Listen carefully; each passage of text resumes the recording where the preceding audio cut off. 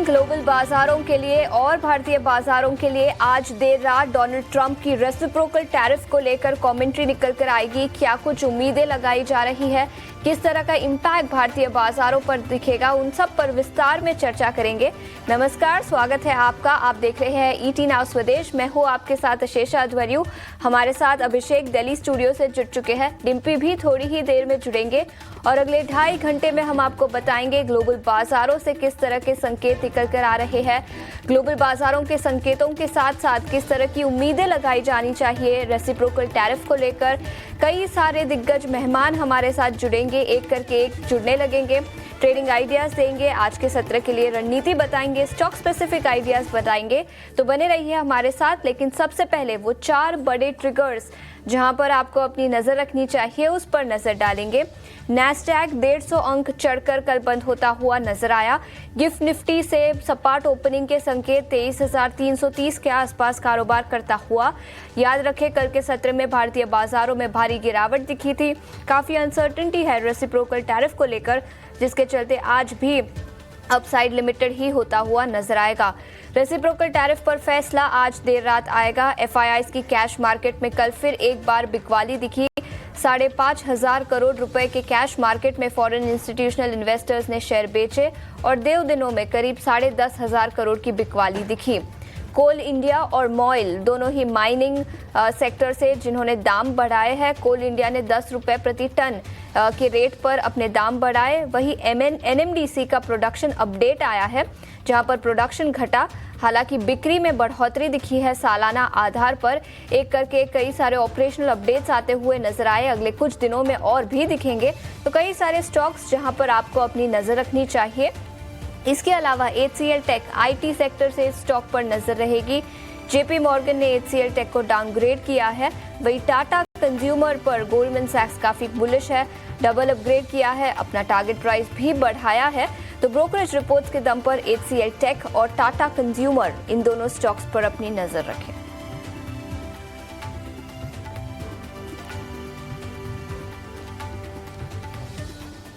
तो ये 4 बड़े ट्रिगर्स जहां पर आपको अपनी नजर रखनी चाहिए। लेकिन जैसे मैंने बताया, बड़ा दिन है ग्लोबल बाजारों से। आज देर रात कई सारे संकेत निकल कर आएंगे। लेकिन ऐसे में आज सुबह किस तरह के संकेत निकल कर आए हैं, सबसे पहले उस पर नजर डालते हैं। गिफ्ट निफ्टी से सपाट ओपनिंग के संकेत, लेकिन याद रखिए अमेरिकी बाजारों में कल मिला जुला कारोबार दिखा। यूरोपियन मार्केट्स हरे निशान में बंद हुए, लेकिन एशियाई बाजारों से भी आज कोई बड़ा संकेत निकल कर नहीं आया। और अभिषेक, सोना अभी भी रिकॉर्ड ऊंचाई पर कारोबार करता हुआ, तो सोने में डेफिनेटली काफी चमक दिखी है। Ashesha, good morning. बिल्कुल, देखिए सोने में चमक कायम है और ये चमक इसलिए है क्योंकि कहीं ना कहीं सेफ हेवन डिमांड सोने की भी बरकरार है। थोड़ी सी टैरिफ को लेकर अनिश्चितताएं पूरी दुनिया भर के बाजार में थी, तो होता है कि लोग थोड़े सेफर एसेट्स की तरफ जाते हैं और सोना खरीदते हैं। इसके चलते हमने सोने में तेजी दिखी है। आज रेसिप्रोकल टैरिफ को लेकर डोनाल्ड ट्रंप फैसला लेंगे। देखिए क्या है ना कि ये धमकी वाली भी टैक्टिक रही है कि आप टैरिफ हमारे यहाँ घटाइए, अदरवाइज हम टैरिफ बढ़ा देंगे। और उस चीज़ को लेकर कई सारी चीज़ें कई देशों के बीच में नेगोशिएशन टेबल पर होंगी, अंदर वाली चीजें होंगी, बाहर निकल के नहीं आई हैं। देखते हैं क्या कुछ होता है। आज अल्टीमेटली वो फैसला ले लेंगे। पहले ही उन्होंने चाइना पर, मैक्सिको पर, कनाडा पर टैरिफ लगाने का ऐलान किया था, लेकिन बाद में उन्होंने रेसिप्रोकल टैरिफ की बात की। रेसिप्रोकल टैरिफ यानी कि एक प्रोडक्ट पर जो सामने वाला देश जितना टैरिफ लगा रहा है, अमेरिका ने भी कहा है कि हम भी उतना ही टैरिफ लगाएंगे। और ये जाहिर सी बात है, थोड़ी बाकी देशों के टैरिफ थोड़े से ज्यादा है उनके मुकाबले, और इसको लेकर ही डोनाल्ड ट्रंप थोड़े से दुखी, थोड़े से नाराज थे। अमेरिका फर्स्ट की बात करते हैं, वहां की इंडस्ट्रीज को प्रोटेक्ट करने की बात करते हैं और उसी दिशा में ये कदम उठाए जाएंगे। हालांकि अगर हम भारत के लिहाज से बात करें तो जो इकोनॉमिस्ट जो सजेस्ट कर रहे हैं, जो रिपोर्ट्स निकल के आ रही हैं कि $3 बिलियन के आसपास का इंपैक्ट हो सकता है, जो कि भारत की टोटल जीडीपी का सिर्फ 0.1% के आसपास का ही इंपैक्ट हो सकता है, इससे ज्यादा नहीं होगा।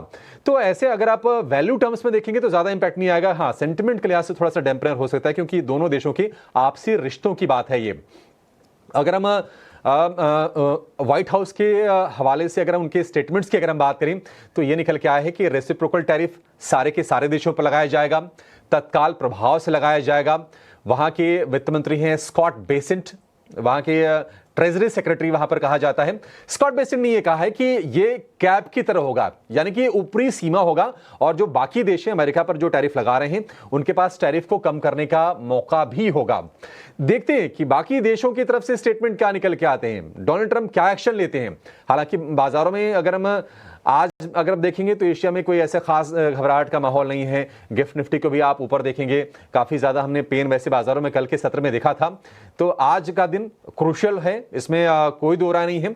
अगर हम इंडिया स्पेसिफिक अगर हम एक्सपोर्ट की बात करें तो यहां से देखिए जेम्स एंड ज्वेलरी का एक्सपोर्ट ज्यादा होता है, फार्मा एक्सपोर्ट ज्यादा यहां से होता है, एग्री का एक्सपोर्ट यहां से ज्यादा होता है। और उन चीजों का जिक्र किया है डोनाल्ड ट्रंप ने, उन्होंने कल स्टेटमेंट दिया है, उन्होंने कहा है कि मैं ये सुन रहा हूं कि भारत हमारे सामानों पर टैरिफ में बड़ी कटौती करने के लिए तैयार है। तो बहुत सारी चीजें चल रही हैं, स्टेटमेंट्स भी आ रहे हैं।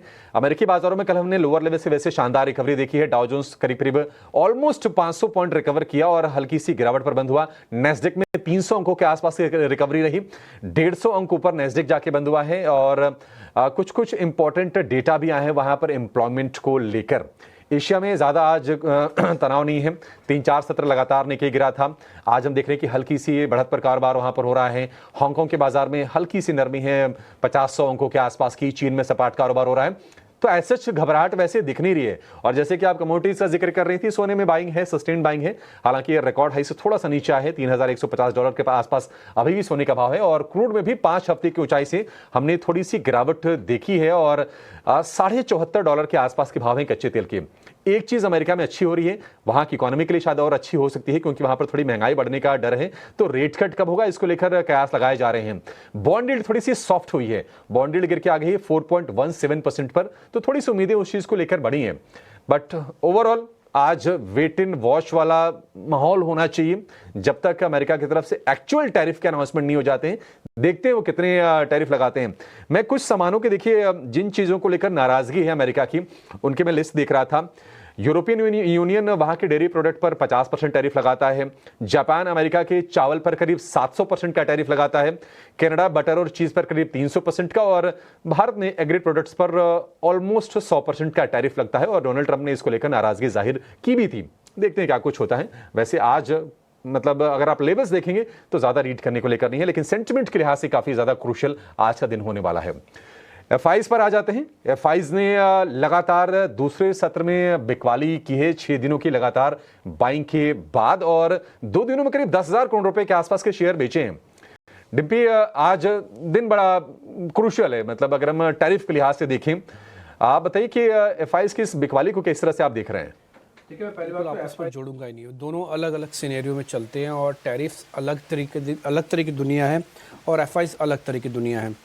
मैं पहले 1 मिनट के लिए जरा टैरिफ बताता हूँ। मैं आपको बताऊँ, आपको सच्ची में अगर डोनाल्ड ट्रंप टैरिफ बढ़ा भी देते ना, आपको तो 10 दिन तक पता भी नहीं चलेगा कि किसके ऊपर बढ़ा दिया और कैसे बढ़ा दिया।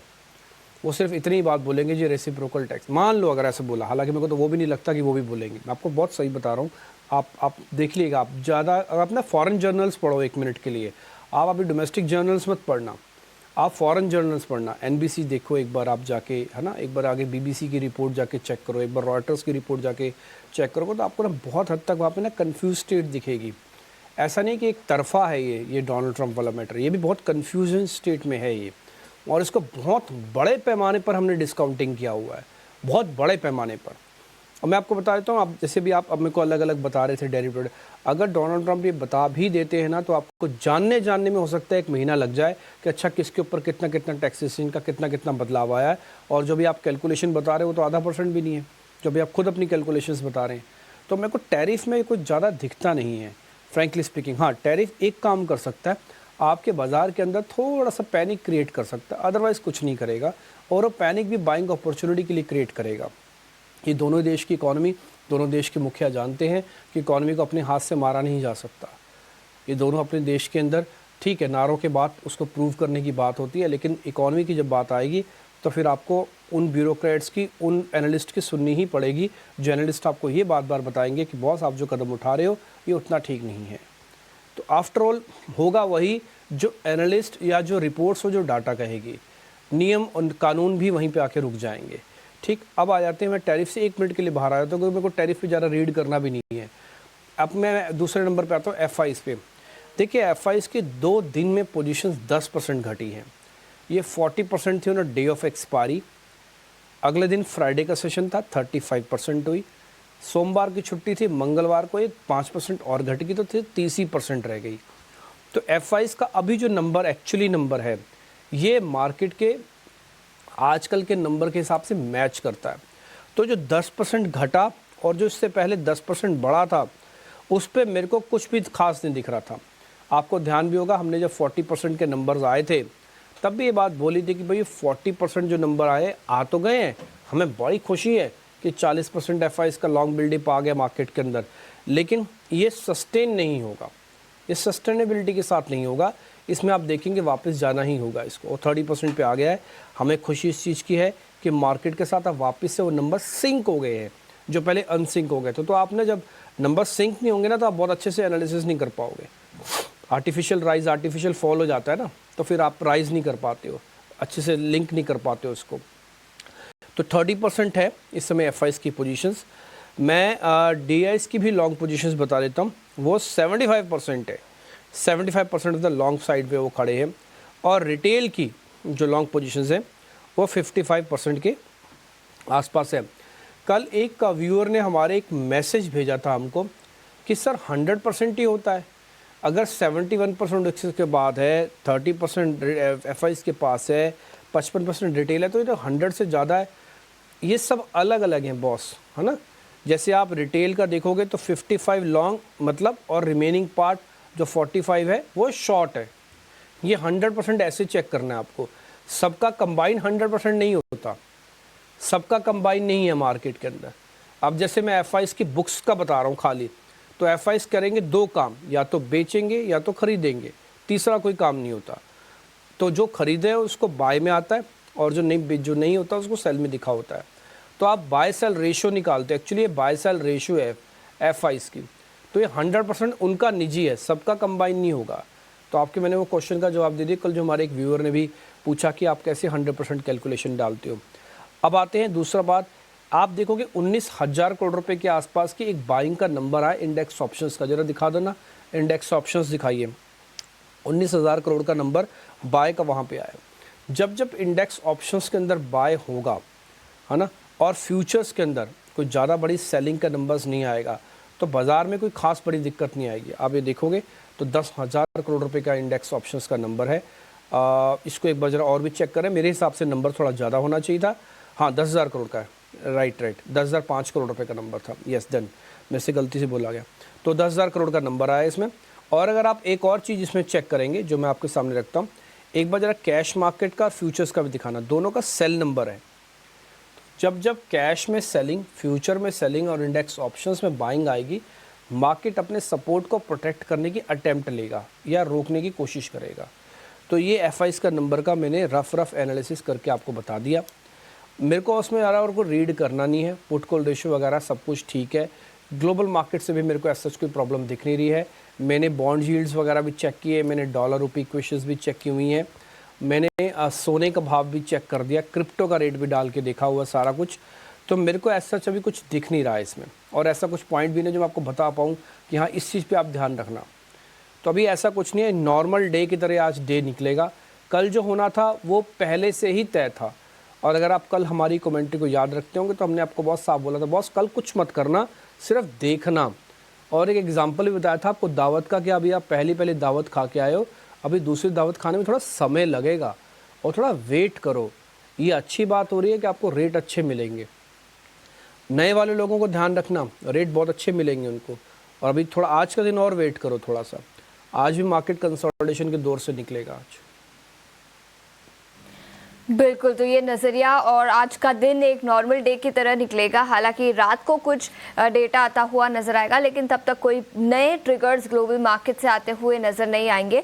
लेकिन बाजारों की बात करें तो कल भारी गिरावट दिखी थी। निफ्टी और बैंक निफ्टी दोनों ही 1.5% की गिरावट के साथ बंद हुए थे।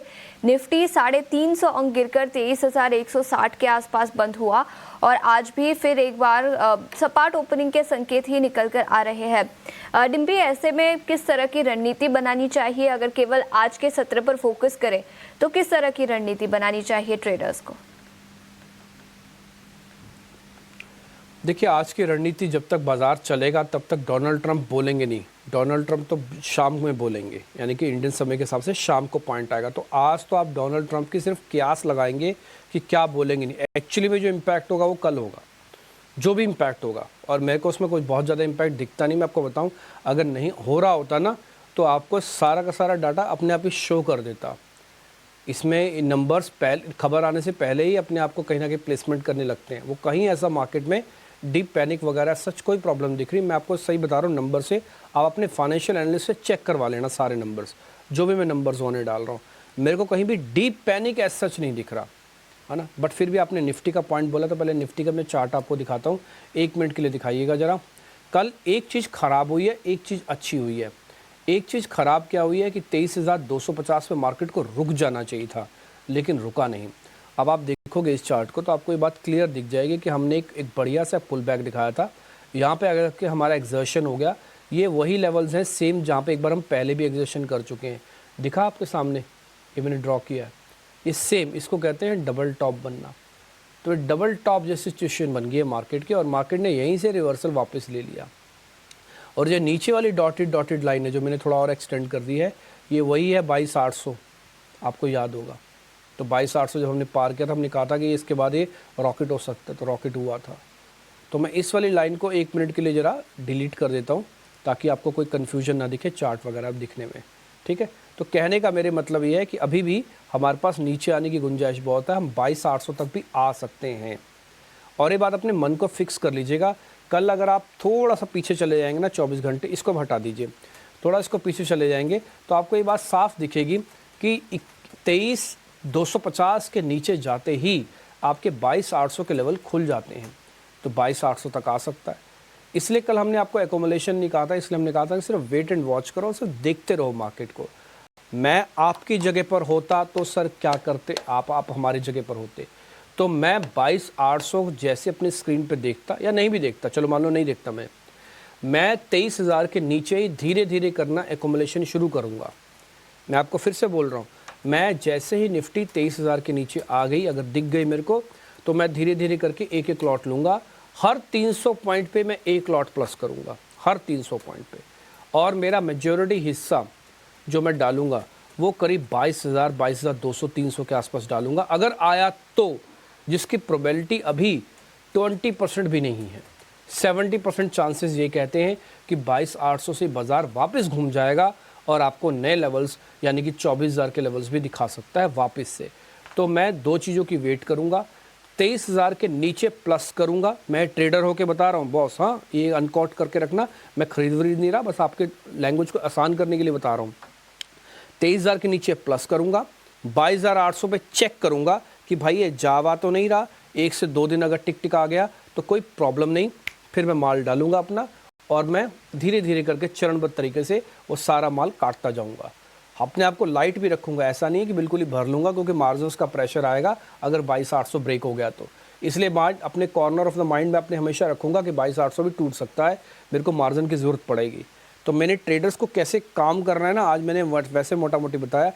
बॉस, मैं ना ब्रोकिंग हाउस से निकला हुआ हूँ, मैंने डीलिंग रूम में काम किया, मेरे को मालूम है कि सौदा रखना अपने आप में ज़्यादा मुश्किल होता है बजाय सौदे से पैसे कमाना। आपका अपना एक्सपीरियंस है, बाजार गिरेगा ना तो आपको मार्जिन्स का प्रेशर बहुत आता है, क्योंकि हमारी आदत है लिवरेज के साथ काम करने की। सबकी आदत है बॉस, आपकी नहीं, मेरी नहीं, सबकी आदत है इस देश में कि लिवरेज के साथ काम करते हैं। 10 रुपये होते हैं, 100 रुपये का बिजनेस चाहिए। और अगर आप किसी भी ब्रोकिंग हाउसेस की आप ऐड देख लोगे ना, सब में वही चीज़ यूएसपी के तौर पर बताई होती है कि अगर आप हमारे यहाँ पे काम करोगे हम आपको लिवरेज देंगे। हमारे यहाँ पे बस यही सबसे बड़ी प्रॉब्लम है कि आप काम करोगे लिवरेज मिल जाएगा।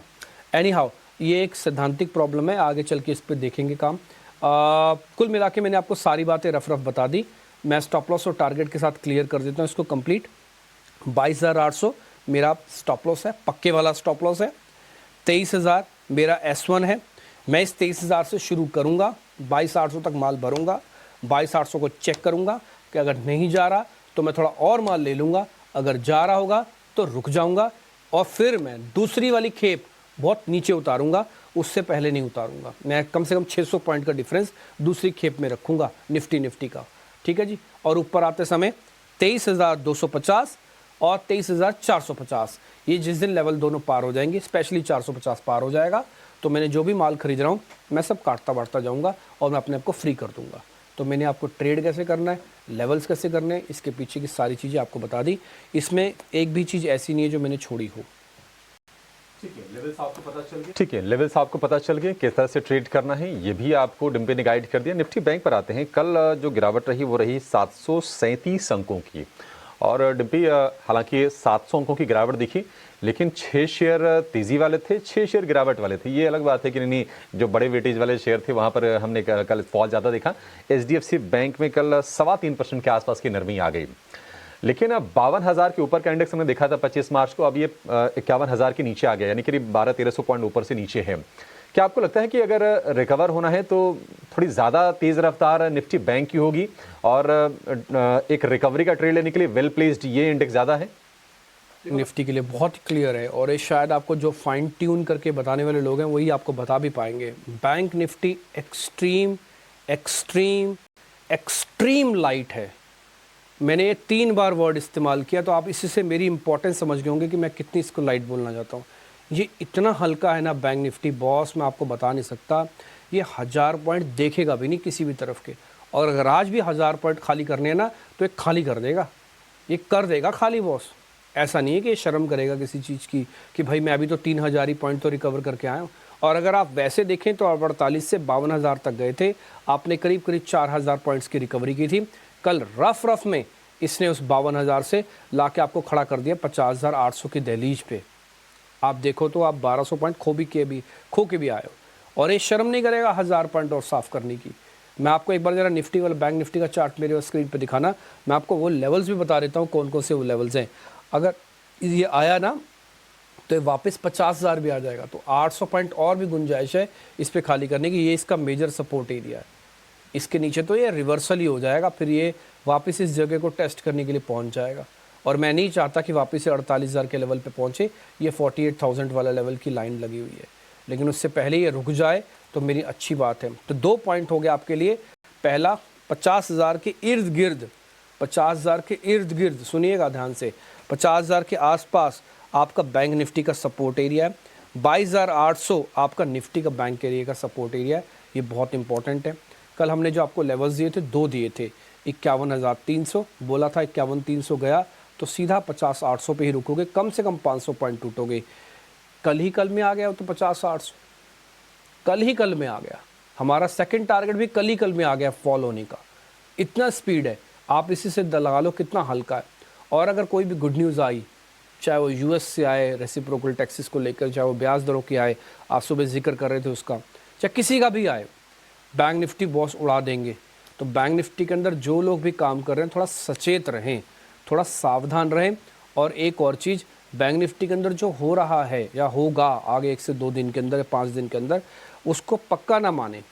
ऐसा नहीं है कि चला है तो टूटेगा ही नहीं, और जो टूटा है तो वापस चलेगा ही नहीं। कोई बड़ी बात नहीं, आज ही 700 पॉइंट भी रिकवर करके भी दिखा दिया आपको। तो मैं बता रहा हूँ सिर्फ इतना कि थोड़ी लाइट है। एक्सट्रीम प्रोफेशनल ट्रेडर्स को बैंक निफ्टी में आना चाहिए, सीधा वाले ट्रेडर्स को बैंक निफ्टी में नहीं आना चाहिए। अभी थोड़ा वेट एंड वॉच करो। आज का दिन भी देखो कि बाज़ार के अंदर क्या हो रहा है। कहीं बाज़ार भागा नहीं जा रहा, यहीं वापस मिल जाएगा आपको, इसी रेटों पे आसपास मिल जाएगा, कहीं कुछ भागा नहीं जा रहा। मैं स्टॉप लॉस और टारगेट से क्लियर कर देता हूँ आपको, क्योंकि कल हमने 50,800 के आसपास बंद किया है। 50,500, 50,300 का 2 अहम सपोर्ट एरियाज़ हैं। मेरे को ऐसा लगता है कि इन दोनों को बचा जाएगा, और अगर ये नहीं बचाता तो फिर डीप करेक्शंस की भी तैयारी कर लीजिएगा। और ऊपर अगर हम वापस आते हैं तो 51,200, 51,500 इन दोनों लेवल्स के पार होने पर ही और बाज़ार आपको स्ट्रीम बहुत ताकत देता जाएगा। ध्यान रखा जाए, आपने जो क्वेश्चन मेरे से पूछा है कि बैंक निफ्टी में पहले अटैम्प्ट लेनी चाहिए, 100% पहले अटैम्प्ट लेनी चाहिए, लेकिन प्रोफेशनल होकर रखना। ये 700 पॉइंट के स्विंग के लिए है। और आपको मैं कल इंडिया विक्स भी दिखा देता हूँ, 13.5 के ऊपर जाके बंद हुआ है। ये थोड़ा बहुत वॉलेटिलिटी करेगा क्रिएट। फिर डोनाल्ड ट्रंप वाला मैटर भी आप बता रहे हो, और फिर ब्याज दरों वाला भी है। मैंने तो आपको डाटा के साथ सिंक करके सारा बताया। आप खबर लाए, मैंने नंबर्स जोड़े, तो खबर और नंबर्स का ये बेहतरीन कॉम्बिनेशन सिर्फ आपको ईटीना स्वदेश पे मिलेगा। तो ये थोड़ा सा आप इस चीज़ को ध्यान रखिएगा। थोड़ी देर में मेहमान हमारे साथ जुड़ जाएंगे तो उनसे भी हम बातचीत कर लेंगे। एक चीज़ मैं और बता देता हूँ, पुट कॉल रेशो वगैरह भी, पीसीआर जो हमारा पुट कॉल रेशो है वो दोनों 1 से नीचे हैं, तो वैसी कोई दिक्कत है नहीं है। सच सिर्फ 73,000 कॉन्ट्रैक्ट है। अभिषेक जी मैं आपको बताऊं, आप नई सीरीज में कितने कॉन्ट्रैक्ट लेके आए थे? आप लेके आए थे 90,000 कॉन्ट्रैक्ट। आपने 20,000 कॉन्ट्रैक्ट और खाली कर दिए। सोचो आप कितना लाइट हो। जब हम सीरीज ट्रांसफर लेके आए थे तब भी आपको बोला था कि आपकी सीरीज काफ़ी लाइट है, तो आप उससे तो 20,000 कॉन्ट्रैक्ट और घट गए हो, और अभी तो सीरीज शुरू हुई है।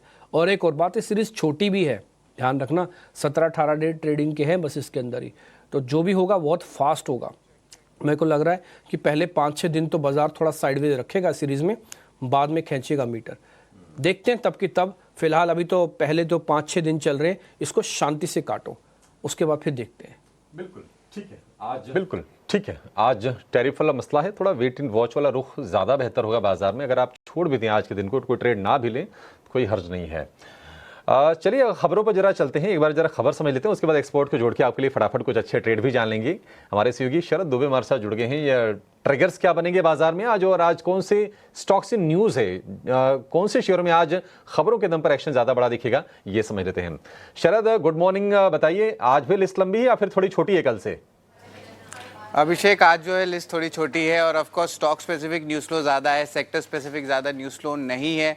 खास करके ऑटो और फार्मा सेगमेंट, इन पे भी नज़र रहेगी कि टैरिफ पे क्या ट्रंप अनाउंस करते हैं, उस पे जो है पूरी जो है व्यूज़ रहेगी। लेकिन हमने इम्पैक्ट एनालिसिस बना लिए, लेकिन पूरी तरह जो है समझ में आ नहीं रहा है कि किस तरफ टैरिफ के अनाउंसमेंट्स आएंगे और क्या इम्पैक्ट आएगा ग्लोबल ट्रेड में, उसके बाद इंडिया में क्या आएगा और उसमें लिस्टेड स्पेस में क्या आएगा। तो इसे हमें जो है वेट एंड वॉच करके देखना होगा। जैसे आपने और डिम्पली ने कहा था, मार्केट व्यू को लेके भी, स्टॉक स्पेसिफिक व्यू भी यही रहने वाला है, एक्सपोर्ट को लेके भी आज के दिन के ट्रेड में तो यही रहेगा। अगर बात करें तो स्टॉक्स न्यूज़ में राइट्स सबसे पहले रहेगा। यहाँ पे जो एक बड़ी मेजर ऑर्डर थी, इनको मिली थी यूपीएस बीसीएल से, अब वो रद्द कर दी गई है। कंपनी कहते हैं कि इसमें कोई इम्पैक्ट नहीं आएगा क्योंकि काम पहले से शुरू नहीं हुआ था।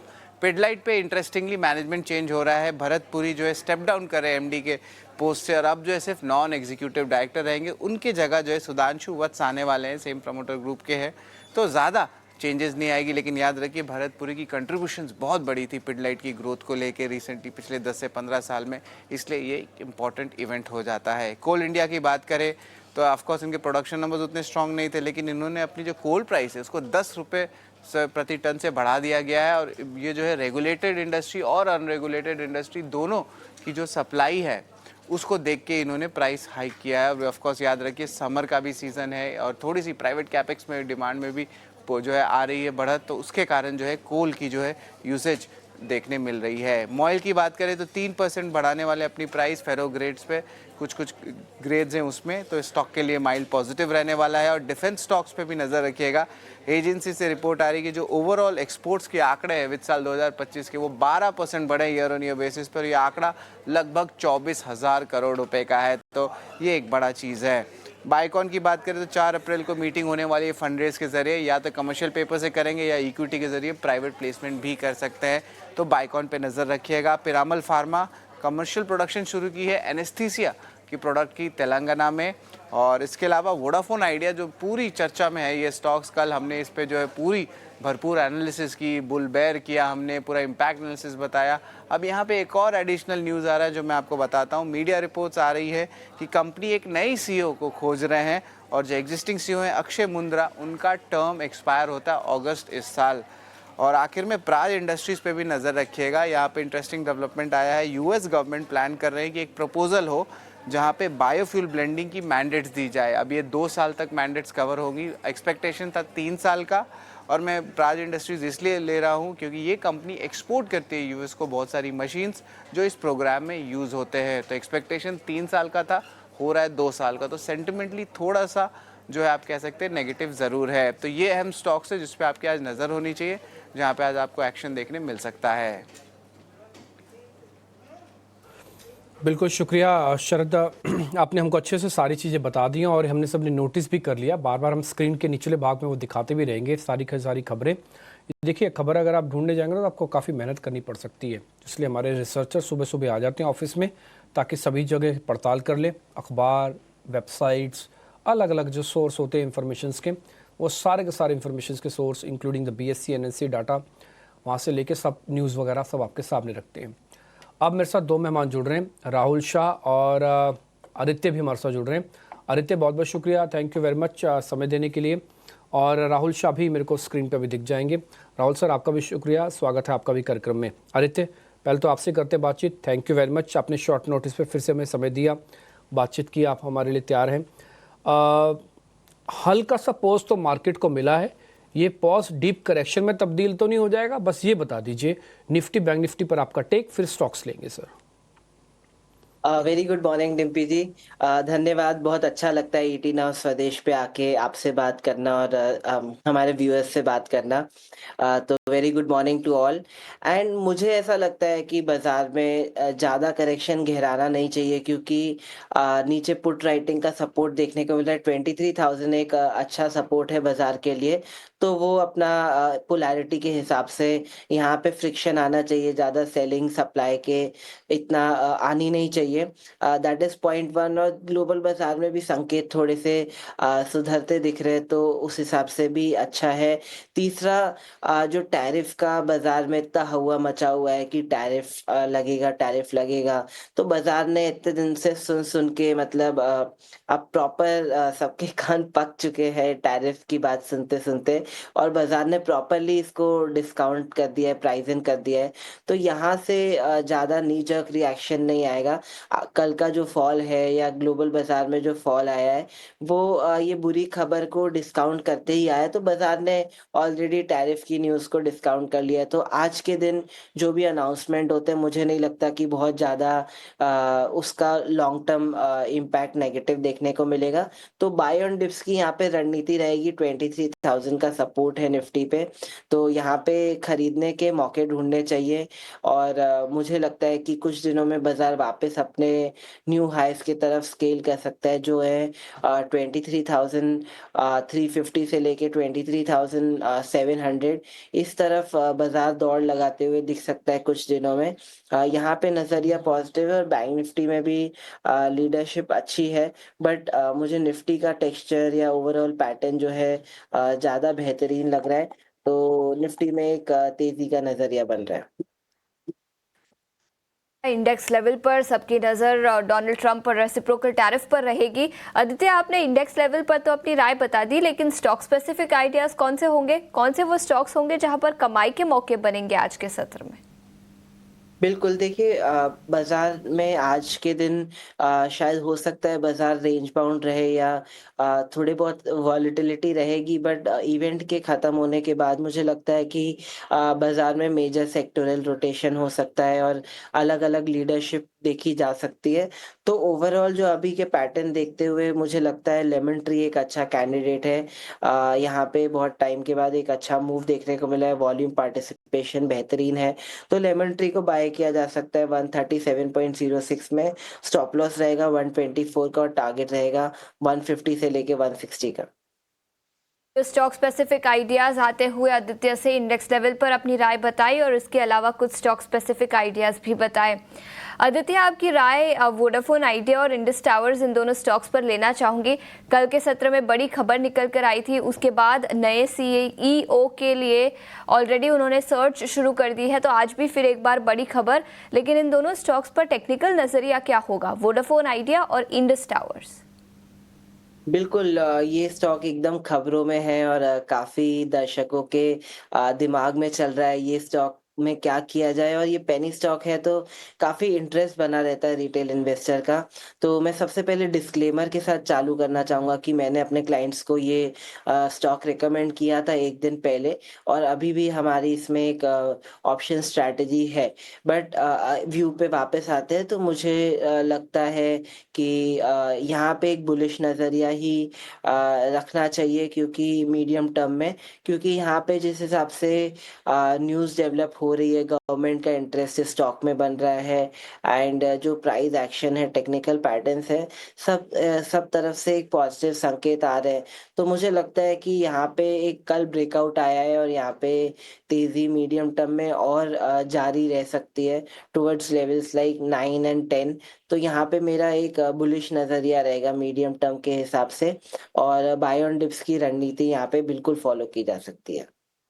टिप्स की रणनीति वोडाफोन आइडिया कल के सत्र में फोकस में था और जैसे आदित्य ने बताया पेनी स्टॉक है तो रिटेल इन्वेस्टर्स की का काफ़ी इंटरेस्ट होता है इस स्टॉक पर। तो 9 से 10 का टारगेट यहाँ पर वोडाफोन आइडिया पर नजर आ सकता है। लेकिन कई सारी ब्रोकरेज रिपोर्ट्स आज सुबह निकल कर आई है। कौन से स्टॉक्स होंगे, कहाँ पर अपग्रेड्स और डाउनग्रेड्स दिखे हैं, ये बताने के लिए अब हमारे साथ रविंदर जुड़ चुके हैं। Ravinder, good morning. बताएं कौन से वो स्टॉक्स हैं जहाँ पर ब्रोकरेज रिपोर्ट्स के दम पर एक्शन दिखेगा। जी गुड मॉर्निंग आशीषा। तो सबसे पहले हम शुरुआत करेंगे टाटा कंज्यूमर से, जहां पर गोल्डमैन सैक ने रिपोर्ट निकाली है और उन्होंने जो है स्टॉक को अपग्रेड किया है बाई पर और टारगेट प्राइस जो है 1040 से बढ़ाकर 1200 पर रखा है, जहां पे उनका कहना है कि कंपनी का जो FY25 से लेकर 27 का जो अर्निंग है वो काफ़ी स्ट्रांग रह सकता है और प्राइस हाइक के चलते कंपनी का जो टी मार्जिन्स है उसमें भी इंप्रूवमेंट देखने को मिल सकता है। उनका कहना है कि कंपनी का जो ग्रोथ है वो ड्रिवन होगा न्यू प्रोडक्ट इनोवेशन और वाइडर डिस्ट्रीब्यूशन के चलते, लेकिन जो कंपटीशन है वो अभी भी एक चैलेंजिंग इन्वायरमेंट रह सकता है टाटा कंज्यूमर के लिए। इसी के साथ साथ इंडियन IT स्पेस पे भी जो है JP मॉर्गन की रिपोर्ट आ रही है, जहाँ पे उन्होंने कुछ स्टॉक्स को अपग्रेड किया है और कुछ को डाउनग्रेड किया है।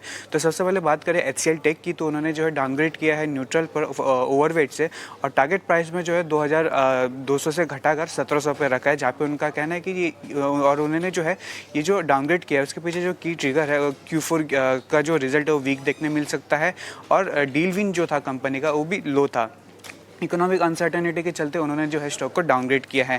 टेक महिंद्रा को जो उन्होंने अपग्रेड किया है न्यूट्रल पर, जो उन्होंने पहले अंडरवेट रखा था और टारगेट प्राइस मेंटेन रखा है उन्होंने 1500 पर और उनका कहना है कि IT सेक्टर का जो FY26 का जो गाइडेंस होगा वो क्रूशियल होगा FY26 के लिए और Q4 जो है वो उसमें वीक देखने को मिल सकता है इकोनॉमिक अनसर्टेनिटी के चलते। उनका जो टॉप पिक है इंडियन IT सेक्टर्स पर Coforge, Persistent System, Infosys, KPIT tech, LTI, Mindtree और उन्होंने इन्फोसिस पे जो है मेंटेन रखा है ओवरवेट रेटिंग, लेकिन टारगेट प्राइस जो उन्होंने रिड्यूस किया है 2350 से घटाकर 1900 पर और TCS पे उन्होंने मेंटेन रखा है न्यूट्रल रेटिंग और टारगेट प्राइस जो 4500 से घटाकर 3900 पे रखा है। अगला जो स्टॉक आज फोकस में रह सकता है हिंडाल्को, जहाँ पर एनालिस्ट में से कुछ की टेक अवेस आ रहे हैं, जहाँ पर एंटिक ने जो है मेंटेन रखा है buy rating and target price जो 750 का रखा है, जहाँ पे उन्होंने कहा है कि जो कंपनी का FY27 का जो EV टू EBITDA है वो 6.5 टाइम्स देखने को मिल सकता है और नोवेलिस का जो लॉन्ग टर्म EBITDA पर टन है वो $600 देखने को मिल सकता है। मोतीलाल ओसवाल ने भी जो है हिंडाल्को पर कुछ नोट्स निकाली और उन्होंने मेंटेन रखा है बाय रेटिंग और टारगेट प्राइस जो 770 पर रखा है, जहाँ पे उनका कहना है कि हिंडाल्को और इसकी जो सब्सिडरी नोवेलिस वो जो है USD 100 बिलियन जो है इन्वेस्ट करने वाली है, जो कि आने वाले टाइम में प्रोजेक्ट में और इंडस्ट्री डिमांड जो है काफ़ी स्ट्रॉन्ग देखने को मिल सकती है। आखिर में बात करेंगे स्टार हेल्थ की, जहाँ पर नुवामा ने अपग्रेड किया है स्टार हेल्थ को बाई पर, जो उन्होंने पहले होल्ड रेटिंग दी थी और टारगेट प्राइस जो इन्होंने लेकिन कट किया है 490 से घटाकर 440 पर, जहाँ पे उनका कहना है कि स्टॉक्स में जो पिछले 8 महीने में जो करेक्शन देखने को मिला जिसके चलते उन्होंने स्टॉक को जो है अपग्रेड किया है। उनका कहना है कि जो न्यू रिटेल बिजनेस है उसमें जो है काफ़ी अच्छी ग्रोथ देखने को मिल सकती है और स्ट्रिकन रेगुलेटरी नॉर्म के चलते कंपटीशन में जो है रिड्यूस देखने को मिल सकता है।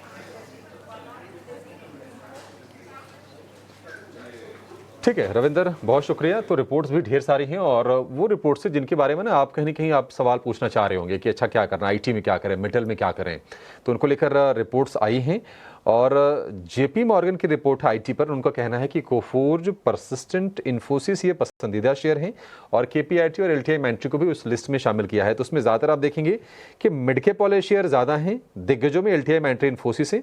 3 मिड कैप वाले हैं, KPIT टेक, कोफोर्ज और पर्सिस्टेंट। आदित्य, बहुत शुक्रिया आपका समय देने के लिए। स्वागत है आपका 18 आवर्स स्वदेश पर। IT को लेकर आदित्य आपका व्यू क्या है? कोई आपसे पूछ रहा है कि IT मार्च में हमने करीब 15% का फॉल दिखाया इंडेक्स में, कल फिर से एक बहुत ही कमजोर सत्र रहा।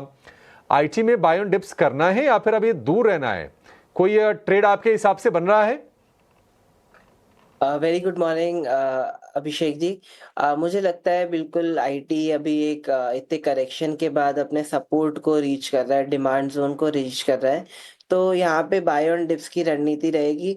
बट एक रन अवे रैली की आशा नहीं रखनी चाहिए, क्योंकि डोमेस्टिक IT में काफ़ी दिक्कत रही है, निफ्टी IT इंडेक्स में भी काफ़ी दिक्कतें रही है, तो रिकवरी थोड़ी सी हो सकता है स्लो हो, ऐसा एक उम्मीद रख के चलना चाहिए। बट यहाँ पे नज़रिया बाय ऑन डिप्स का ही रहेगा। निफ्टी IT इंडेक्स की बात करें तो अभी 36,000 पे ट्रेड कर रहा है और 35,000 से लेके 35,500 एक इसका इम्पॉर्टेंट डिमांड जोन है, तो मुझे लगता है कि आईटी स्टॉक्स में अभी रिस्क रिवॉर्ड काफ़ी फेवरेबल है और यहाँ पे एक तेज़ी का नज़रिया बिल्कुल बना सकते हैं। और अगर स्टॉक्स की बात करें तो मुझे लगता है कि एलटीटीएस एक अच्छा कैंडिडेट है इधर। यहाँ पे ये 4563 पे ट्रेड कर रहा है। इसमें बाय का व्यू बना सकते हैं with stop loss of 4363 and target of 4763 to 4863। ठीक है, 4363 यहाँ से 200 रुपये नीचे का स्टॉप लॉस आप रख लीजिए। 300 रुपये ऊपर तक की टारगेट एल&टी टेक्नोलॉजी सर्विसेज यानी कि LTTS। एक और शेयर पर रिपोर्ट आई हो और मतलब इस पर नुआमा ने होल्ड से अपग्रेड करके बाय की रेटिंग दी है स्टार हेल्थ के लिए। काफ़ी हमने सीवियर करेक्शन देखा है, 52 वीक लोज के आसपास ही ये शेयर ट्रेड कर रहा है, लेकिन लक्ष्य को हालांकि उन्होंने घटाया है, 490 से घटाकर कर दिया है 440 रुपये। और ये कहा है कि अब बड़ी गिरावट के बाद उनको लग रहा है कि वैल्यूएशन अब आकर्षक हो गए, यहाँ से मौके बन सकते हैं। आदित्य, ये तो चलिए निवेशकों के लिए बातचीत होगी, थोड़ा सा जो लंबी अवधि का सोचते हैं, लेकिन कल हमने एक कमजोर सत्र देखा है स्टार हेल्थ के लिए। क्या यहाँ पर आप कॉन्ट्रा बाय करने की सलाह देंगे या फिर दूर रहना चाहिए शेयर से अभी? देखिए, स्टार हेल्थ में कंटिन्यूसली लोअर हाई लोअर लो पैटर्न बन रहे, जो टेक्निकली एक थोड़ा सा वीक संकेत है। तो हाल फिलहाल तो इधर मैं अवॉइड की सलाह दूंगा, जब तक यहाँ पे थोड़ी सी क्लैरिटी नहीं एस्टेब्लिश हो जाती तब तक थोड़ा अवॉइड करें।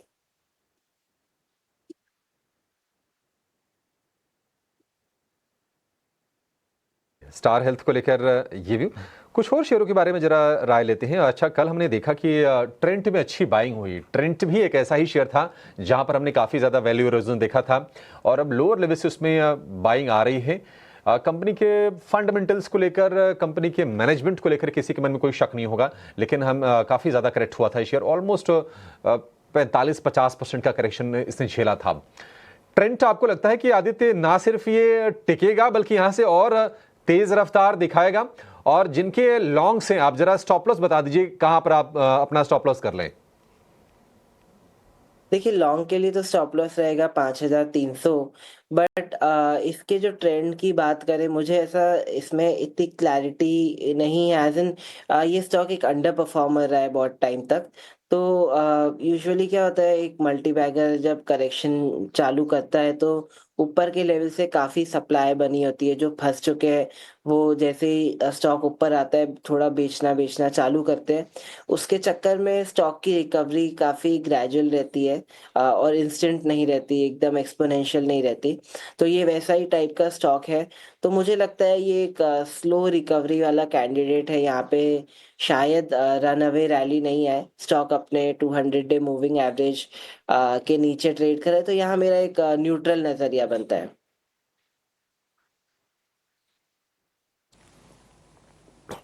अलग अलग स्टॉक्स पे आपको रिकमेंडेशन मिल रही है टेक्निकली। अब एक फंडा एनालिस्ट को भी अपने साथ जोड़ लेते हैं, राहुल शाह को भी। राहुल सर नमस्ते, थैंक यू वेरी मच समय देने के लिए। डोनाल्ड ट्रंप के टैरिफ से आपको डर तो नहीं लग रहा ना सर? ये तो मार्केट में डिस्काउंटेड जैसा ही लग रहा है। पहले इतना बोल दिया, पहले इतनी बात होगी टैरिफ की, अब क्या आएगा तो कुछ खास लग तो रहा नहीं इसमें कुछ भी। आपका टेक चाहिए सर इस पे। Good morning. I think as you rightly said कि हम 2 महीने से तो टैरिफ वॉर ही कर रहे हैं सर। तो अभी वापस एक अनाउंसमेंट है, ऐसा तो कोई मुझे नहीं लग रहा है कि ऐसा which market is unaware about it. और कोई भी चीज जो होती है ना, जब भी तो मार्केट जो नहीं हुई अनहोनी होता है तो मार्केट में एक पैनिक सा होता है।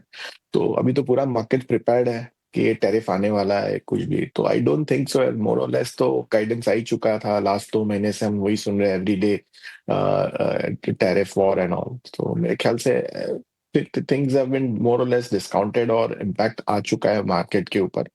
तो एक ही चीज है कि ग्लोबल मार्केट्स अगर सॉफ्ट रहे और ये चीज से इम्पैक्ट में ज्यादा आए तो देन थोड़ा मार्केट्स इंडिया में भी सॉफ्ट रह सकता है। पर मेरे ख्याल से मोर और लेस हम कल का ही बाजार देखे या पहले भी देखे तो आई थिंक मोर और less is discounted in terms, that is what it looks like. तो बात कह रहे हैं ना सर, हमको डाटा पे भी नहीं दिख रही, अभी तक तो नहीं दिख रही है।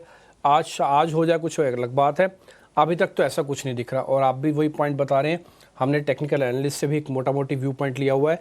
तो अमूमन 2-4 एक्सपर्ट्स का व्यू पॉइंट आपके पास आ गया टैरिफ को लेकर। और जो थोड़ी बहुत और जानकारी थी वो हमने रिसर्च प्लेट के ज़रिए, ग्राफिक्स के ज़रिए आपकी स्क्रीन पर भी रख दी है।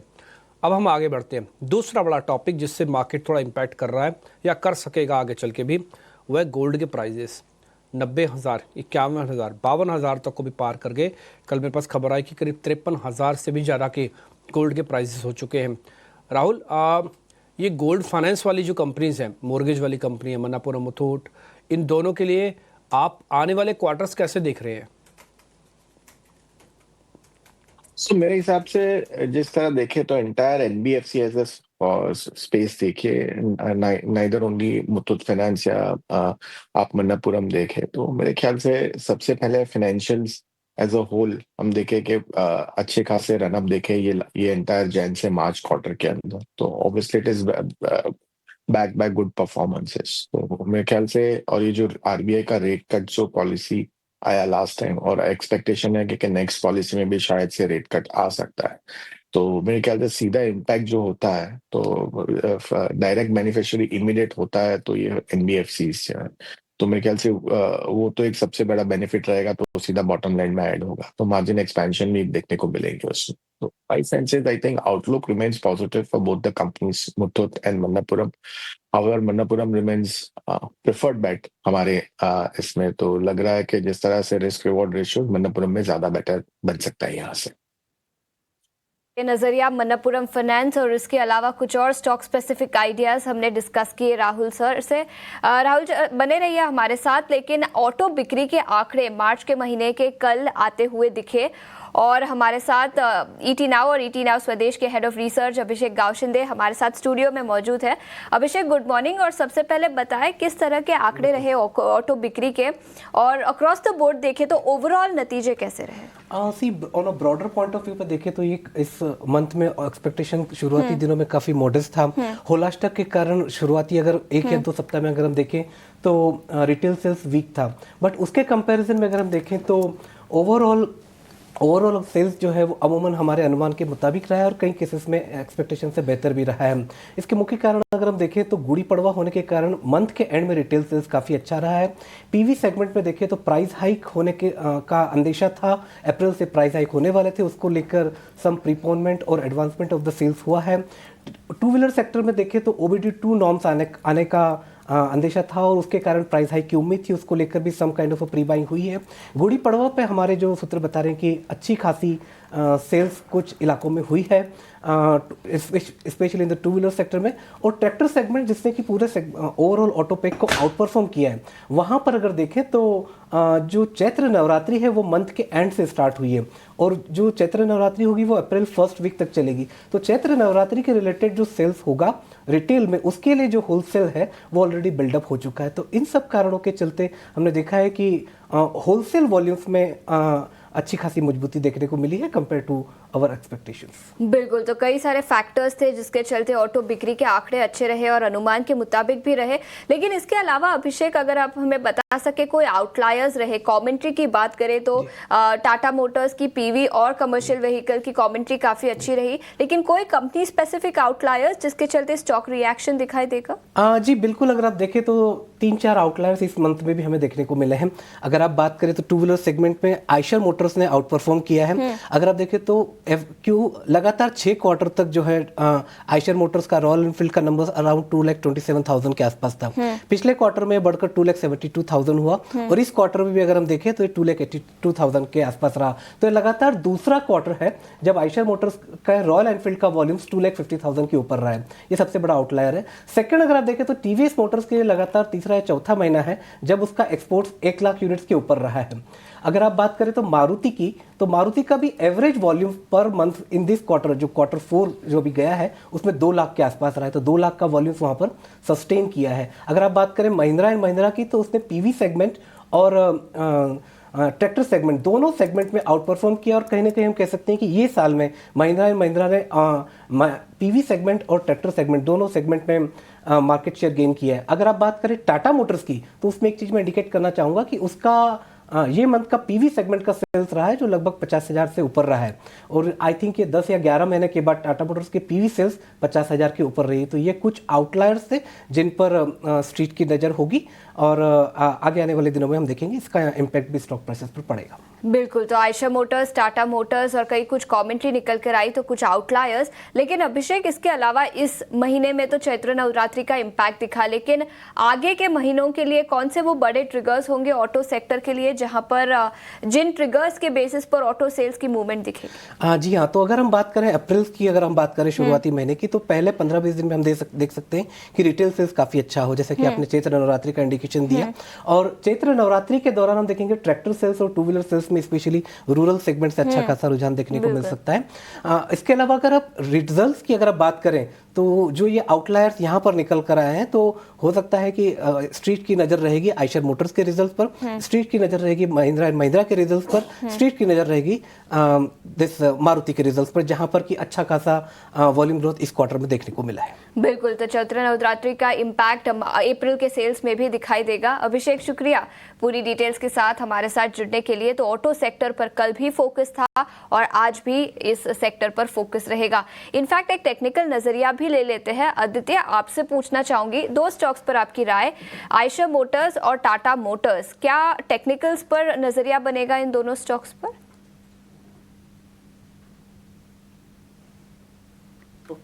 ऊपर के लेवल से काफी करेक्शन देखने को मिला, तो मैं यहाँ पे कहूंगा कि हाल फिलहाल इसे अवॉइड करें, एक लेवल बेस्ड अप्रोच फॉलो करें। 5,600 के ऊपर स्टॉक में ब्रेकआउट आएगा, वहां पे इधर एक बाय का मन बना सकते हैं with stop loss of 5,400। Right now avoid करें, अभी यहाँ पे ब्रेकआउट नहीं आया है।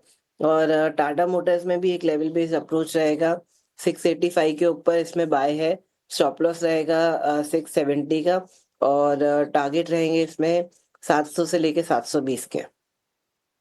तो 700 से 720 तक के लेवल्स टाटा मोटर्स पर नजर आ सकते हैं। ये व्यू ऑटो सेक्टर पर हमने फंडामेंटल व्यू भी रखा, ऑटो बिक्री के आंकड़े आपके सामने रखे, और इसी के साथ टेक्निकल नजरिया भी आदित्य ने आपके सामने रखा। लेकिन इसके अलावा हिंडाल्को पर नजर डालते हैं। एनालिस्ट मीट हुई थी उनकी, और मैनेजमेंट से कुछ इंपॉर्टेंट कॉमेंट्री निकल कर आई है। याद रखें, रविंदर ने ब्रोकरेज रिपोर्ट्स में भी उसका जिक्र किया था, जहां पर मैनेजमेंट ने $10 बिलियन का कैपेक्स अनाउंसमेंट तो पहले ही कर दिया था, लेकिन अब उन्होंने कुछ और डिटेल्स दी है। $600 पर टन का एबिटा टारगेट रखा है नोवेलिस, जो उनकी होली ओन सब्सिडरी है, उसके लिए। तो काफी कुछ कमेंट्री निकल कर आई है, जिसके दम पर हिंडाल्को आज फोकस में रहेगा। राहुल, आपकी क्या राय बनेगी हिंडाल्को पर? फंडामेंटल्स पर देखें तो मैनेजमेंट के एम्बिशियस एक्सपेंशन प्लान्स है, कैपेक्स प्लान्स है, बे मिलेट जो उनका एक्सपेंशन प्लान है, उन पर भी उनका फोकस रहेगा, लेकिन आपका व्यू क्या बनेगा हिंडाल्को पर? तो my sense is I think Hindalco में 2-3 चीज मेरे ख्याल से प्रैक्टिकली डेट फ्री कंपनी हो चुकी है कंपनी में, और जिस तरह से मैनेजमेंट का एक्सपेंशन प्लान एंड जिस तरह से मैनेजमेंट की कमेंट्री भी रही है, तो और जब भी उन्होंने किया है वो आई थिंक ऑब्वियसली डिलीवर भी किया ही है हिंडाल्को ने। तो सेंसेस के प्राइस करेक्शन तो ऑब्वियसली हो चुका है स्टॉक के अंदर इन टर्म्स ऑफ एंटायर मार्केट्स में, तो मेरे ख्याल से रिस्क वर्सेस रिवॉर्ड फेवरेबल हो सकता है। 8 टाइम अर्निंग्स पे FY26 मिल रहा है, सो मेरे ख्याल से यहाँ से खोने की गुंजाइश बहुत ही कम है। और जिस तरह से मैनेजमेंट का प्रेजेंटेशन और सब दिया हुआ है, तो मुझे लग रहा है कि इसमें 20% मिनिमम साल भर के अंदर बन सकता है इजीली ये स्टॉक के अंदर। तो पोर्टफोलियो अप्रोच के लिए डेफिनेटली एलोकेशन किया जा सकता है हिंडाल्को के अंदर। चेक कर रहे हैं तो आपको कहीं भी ऐसा कुछ नहीं दिखेगा कि मार्केट में आज बहुत बड़ी कोई एक्साइटमेंट है। कल हम डेज लो पे बंद हुए, उससे पहले तक शानदार रिकवरी का सेशन देखा, एक्सपायरी देखी है। तो अब हम ऐसे सेशन की तरफ बढ़ रहे हैं जहाँ पे कंसोलिडेशन, थोड़ा बहुत मार्केट का ठहराव वापस आपको आता हुआ दिखेगा। ये लेवल्स में भी दिख रहा है, ये कन्विक्शन में भी दिख रहा है, ये न्यूज़ में भी दिख रहा है। और इस बीच हमारे साथ 2 मेहमान हैं, राहुल शाह और साथ ही आदित्य अरोड़ा, जिनसे हम बातचीत करके थोड़ा समझ रहे हैं कि ओवरऑल मैटर्स क्या है। थोड़ी देर में धोनी पटेल हमारे साथ जुड़ जाएंगी, उनसे भी एक टेक्निकल व्यू आपके सामने रखेंगे। राहुल, 1-2 चीज़ें मेरे को ज़रा और समझनी है आपसे, पहले मैं ज़रा वो और क्लियर करना चाहता हूँ। एक्चुअली में ये जो फाइनेंशियल ईयर नया स्टार्ट हुआ है, इसमें अर्निंग्स भी होंगी। आप मेरे को 2-3 ऐसे पॉकेट्स या शेयर्स बता सकते हैं, अगर आपकी कंप्लायंस अलाउ कर जाए, कि जहाँ पे अर्निंग्स का बेनिफिट मिलेगा। तो मैं क्या करता हूँ, उससे पहले थोड़ी बहुत पोजीशंस या तो चेक कर लेता हूँ या तो पोजीशंस बना लूँगा उसमें, फिर मैं अर्निंग्स बेनिफिट भी लेना चाहूँगा। तो मेरे ख्याल से दो तीन पॉकेट्स, एक तो ऑब्वियसली बैंक्स हमने कई बार जिक्र भी किया है और ये आउट परफॉर्मर भी रहा है पूरे सेक्टर के अंदर। तो मुझे लगता है कि अब देखें तो फाइनेंशियल एज अ सेक्टर मेरे ख्याल से obviously year on year compare करेंगे तो मेरे ख्याल से थोड़ा वीकर नंबर्स दिखेगा इन टर्म्स ऑफ क्रेडिट ग्रोथ में। लेकिन ओवरऑल मुझे लगता है कि जिस तरह से मार्केट्स में प्राइस करेक्शन हुआ है और जो सेफ्टी है, तो मेरे ख्याल से कि ये रहेगा कि मेरे ख्याल से banks, banking as a sector, that too also private sector banks which will make much more sense. तो मेरे ख्याल से obviously large private sector banks जैसे HDFC, ICICI प्रेफर्ड पिक है इसके अंदर हमारे, और PSU बैंक के अंदर स्टेट बैंक। तो I would still prefer to stay with the large financial stocks in terms of this thing. And secondly I think NBFC space के अंदर से बजाज फाइनेंस। तो ये एक सेक्टर जो मुझे लग रहा है कि आउट परफॉर्म करेगा और ये आउटलायर रह भी सकता है, और that is what the market is also expecting, that's why it's resilient towards in spite of जो करेक्शन के अंदर। और फिर मेरे ख्याल से सिलेक्ट पॉकेट्स मेटल्स में, जैसे हमने देखा कि जो स्टील में इंपोर्ट ड्यूटी, जो सेफगार्ड ड्यूटी सरकार ने लगा दी है, तो वहां पे JSW स्टील मेरे ख्याल से जिस तरह से बेनिफिशियरी सबसे हाईएस्ट हो सकता है, तो वहां पे बॉटम ऑफ द साइकिल पे इन टर्म्स ऑफ अर्निंग्स में मिल रहा है, तो मेरे ख्याल से रिस्क रेशियो बहुत ही फेवरेबल उस पर भी मिल सकता है। तो आई थिंक ये फ्यू स्टॉक्स जो मैंने आपको बताया कि लग रहा है कि ये ध्यान देने चाहिए इन टर्म्स ऑफ मार्केट्स के अंदर।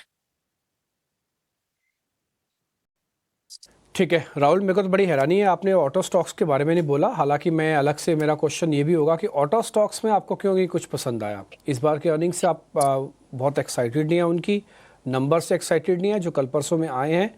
और दूसरा, इसमें कैटेगरी में 3 डाल देता हूँ, एक प्योर पैसेंजर वाली मारुति, एक प्योर कमर्शियल वाले अशोक लीलैंड, और एक हाइब्रिड जिसमें पैसेंजर भी है कमर्शियल भी है, वो है टाटा मोटर्स। इन तीनों पर आपका टेक, या एक भी आप बता दें। तो मेरे ख्याल से आप दो स्टॉक्स ले लीजिए। एक तो ऑब्वियसली पैसेंजर व्हीकल्स में मारुति, मेरे ख्याल से बहुत टाइम के बाद स्टॉक्स में अच्छा खासा इन टर्म्स ऑफ परफॉर्मेंस देखने को मिला है मंथ ऑन मंथ का, और year and year as well. तो मेरे ख्याल से प्रेफर्ड बेट मारुति रहेगी in terms of new launches EV space के अंदर, और जिस तरह से सेल्स बना है, तो मेरे ख्याल से मारुति वैल्यूएशन प्राइस भी बहुत ही अच्छा लग रहा है, तो ये मारुति रहेगी। सेकंड हम देखेंगे तो महिंद्रा एंड महिंद्रा। तो महिंद्रा एंड महिंद्रा हम कल भी देखे तो tractor sales has come much more far accelerated than what the street was expecting. तो मेरे ख्याल से लगातार ये ट्रैक्टर सेल्स उसमें लास्ट क्वार्टर के नंबर में भी बहुत ही स्ट्रॉन्ग आए थे, ये क्वार्टर में भी, और मेरे ख्याल से ऑब्वियसली पैसेंजर व्हीकल्स नंबर्स भी ऑल्सो स्ट्रॉन्ग आते हुए देखने को मिला है। So I feel price correction again in auto space के अंदर महिंद्रा ऑगर्स वेल। तो ये दो मेरे प्रिफर्ड पिक रहेंगे एंटायर ऑटो पैक के अंदर। ठीक है, डन। तो ये आपके ऑटो वाले शेयर्स भी हमने पता ही कर लिया आपसे। अब मेरे साथ एक और मेहमान भी जुड़ रहे हैं, उनसे ज़रा कर लेते हैं बातचीत। मिस्टर जैन आप हमारे साथ जुड़ चुके हैं, उनसे ज़रा करते हैं बातचीत। मिस्टर जैन, बहुत बहुत शुक्रिया। नीलेश भाई, थैंक यू वेरी मच समय देने के लिए। एक बार आपका टेक, आपके आज के शेयर्स कौन से हैं, एक बार ज़रा पहले वो बता देंगे आप, फिर हम आगे बढ़ेंगे sir. Very good morning to Dimpy ji. बिल्कुल, देखिए ऑटो स्टॉक का आप जिक्र कर रहे थे, और ऑटो स्पेस में इनफैक्ट कल हमें एक रिवर्सल कैंडल देखने को मिला है TVS मोटर, ये पर्टिकुलर स्टॉक में पिछले कुछ दिनों से यहाँ कंसोलिडेशन हम देख रहे थे। 200 एक्सपोनेंशियल मूविंग एवरेज और 50 DMA दोनों एग्जैक्टली 2390 पर प्लेस है, तो वो एक काफी स्ट्रॉन्ग सपोर्ट है। 2390 के स्टॉप लॉस से TVS मोटर को लॉन्ग करके चल सकते हैं। पहला टारगेट 2500 का होगा, दूसरा टारगेट 2545 का होगा। तो TVS मोटर हमारी ओर से एक प्रिफर्ड बेट होगी with in 2 wheeler space. TVS Motors एक और शेयर आ गया। हालांकि हमने तो ऑटो सिर्फ वैसे सैद्धांतिक तौर पर पूछा था, लेकिन नीलेश ने भी उसी से ही शुरू किया है, और TVS मोटर की कल की क्लोजिंग भी ठीक है, आज की ओपनिंग भी ठीक हो रही है। ये जो टिक्स अभी आप देख पा रहे हैं अपनी स्क्रीन पर, ये आपको नंबर्स के द्वारा आते हुए दिखेंगे। खैर, हम आगे बढ़ रहे हैं और नवरत्न शेयर्स आपके सामने रख देते हैं। एक बार शरद आपको पहले 9 शेयर्स बता देते हैं खबरों वाले, फिर हम चर्चा को और आगे बढ़ाएंगे। शरद बताएं प्लीज़। Good morning Dimpy. सबसे पहले जो है राइट्स पे नज़र रखेंगे। यहाँ पे जो है कंपनी ने कहा है कि जो बड़ी ऑर्डर आई है इनको यूपीएस बीसीएल से, वो रद्द कर दी गई है। इस स्टॉक के लिए नेगेटिव है, लेकिन कंपनी ने कहा कि काम शुरू नहीं हुई है तो ज़्यादा फाइनेंशियल इम्पैक्ट नहीं देखने मिलेगा। पिडिलाइट के लिए भी इंपॉर्टेंट न्यूज़ फ्लो है। भरत पुरी जो है एमडी के पोस्ट के जरिए जो है उन्होंने जो है कह सकते हैं कि उन्होंने स्टेप डाउन कर दिया है और अब वो सिर्फ नॉन एग्जीक्यूटिव डायरेक्टर रहेंगे। उनके जगह सुधांशु वत्स आने वाले हैं। ओवरऑल जो है सेम प्रमोटर ग्रुप के ही हैं सुधांशु वत्स, लेकिन याद रखिए भरत पुरी का बहुत बड़ा कंट्रीब्यूशन रहा है पिडिलाइट के ग्रोथ में पिछले 10 से 15 साल में। सीएसबी बैंक Q4 अपडेट बहुत स्ट्रॉन्ग आया है। टोटल डिपॉजिट ग्रॉस एडवांस 24 से लेकर 30% तक भागा है और इम्पॉर्टेंटली जो गोल्ड लोन पोर्टफोलियो है इनका, उसके कारण जो है इन्हें बहुत अच्छी बिजनेस में मोमेंटम देखने मिली। और अगर इंडस्ट्री की ग्रोथ रेट की बात करें तो 2 गुना से ज़्यादा बढ़ रही है। अगर इंडस्ट्री का एवरेज 13 से लेकर 14% तक ले तो सीएसबी बैंक के लिए पॉजिटिव न्यूज़ फ्लो है। टाटा मोटर्स के मार्च के सेल्स सीवी कमर्शियल व्हीकल और पैसेंजर व्हीकल दोनों ही जो है अनुमान से बेहतर आए हैं और मार्केट आज के बाद ये अनाउंसमेंट आई थी तो स्टॉक में पॉजिटिव मोमेंटम देखने मिल सकता है। वोडाफोन आइडिया कल चर्चे में भी थे, जहां पे गवर्नमेंट अपनी ड्यूज को इक्विटी में कंसिडर करे और अब जो है न्यूज़ फ्लो आ रही है कि कोई नए सीईओ की तलाश कर रही है company. Existing CEO Akshay Mundra की जो टर्म है वो अगस्त में जो है ख़त्म होने वाली है इस साल। प्राज इंडस्ट्रीज़ पे भी नज़र रखिएगा। यूएस गवर्नमेंट ने प्लान किया है कि एक प्रपोजल आए जहाँ पे वो बायोफ्यूल ब्लेंडिंग की मैंडेट जो है वो 2 साल तक करे। एक्सपेक्टेशन तो 3 साल का था, लेकिन मैं इसलिए बता दूं कि प्राज इंडस्ट्रीज़ एक्सपोर्ट करता है यूएस में उनके प्रोडक्ट्स जो इस पॉलिसी में आती है, जो कि है बायोफ्यूल ब्लेंडिंग की। अब बात करते हैं हिंडाल्को की, तो इनकी इंपॉर्टेंट एनालिस्ट मीट हुई थी और यहाँ पे जो सामने आया है बात की वो $10 बिलियन जो है नोवेलिस में इन्वेस्टमेंट की भी, कैपेक्स की बात की है। लेकिन इंपॉर्टेंटली उन्होंने कहा कि जो मार्जिन्स है वो medium to long term basis पे अब एक्सपैंड करने वाले हैं। तो पूरा जो एनालिस्ट मीट का टोन था वो पॉजिटिव टोन था और अब स्टॉक में अच्छी रिएक्शन देखने मिल सकती है। 8वां स्टॉक स्टार हेल्थ रहेगा। नुवामा जो है अपग्रेड करने वाले हैं होल्ड से लेके बाई तक और टारगेट प्राइस हालांकि थोड़ी कट ज़रूर हुई है, तो नेट न्यूट्रल इम्पैक्ट रहेगा। और आज का हमारा बिग बोल्ड ब्रोकरेज वो है टाटा कंज्यूमर प्रोडक्ट्स। गोल्डमैन सैक्स ने अपग्रेड कर दिया बाई से, टारगेट प्राइस भी बढ़ा दिया है 1040 से बढ़ा के 1200 कर दिया है और आगे जाते हुए ईपीएस ग्रोथ अगले 2 साल में जो है बढ़ने वाली है, तो इस पे भी नज़र रखिएगा। तो ये 9 अहम स्टॉक्स है जहाँ पे आज एक्शन दिखेगा। बिल्कुल शरद, शुक्रिया आपका 9 के नवरत्न की सूची हमारे साथ शेयर करने के लिए। टाटा कंज्यूमर पर नजर भी रहेगी। गोल्डमैन सैक्स की पॉजिटिव रिपोर्ट के ठीक साथ साथ हम देख रहे हैं प्री ओपन में मजबूती के साथ टाटा कंज्यूमर में ऑलमोस्ट 2% की तेजी पर खुलने की तैयारी होती हुई। इस बीच करेंसी यानी कि रुपए की ओपनिंग भी हो चुकी है और करीब 21 पैसे की कमजोरी के साथ रुपया इस वक्त खुलता हुआ नजर आ रहा है। 85 रुपये और 47 पैसे के मुकाबले 85 रुपये और 68 पैसे पर रुपए की शुरुआत आज के सत्र में इस वक्त होती हुई 21 पैसे की कमजोरी के साथ। लेकिन दुनिया भर के बाजारों की नजर ट्रंप के टैरिफ अनाउंसमेंट पर है। इंपॉर्टेंट इवेंट और आज देर रात इसका ऐलान होने जा रहा है। अनाउंसमेंट के ठीक बाद तुरंत लागू होते हुए देखने को मिलेंगे रेसिप्रोकल टैरिफ और उससे ठीक पहले अगर आप देखेंगे इंपॉर्टेंट इवेंट टैरिफ से ठीक पहले ग्लोबल मार्केट्स में नर्वसनेस, कॉन्शियसनेस जरूर देखने को मिली।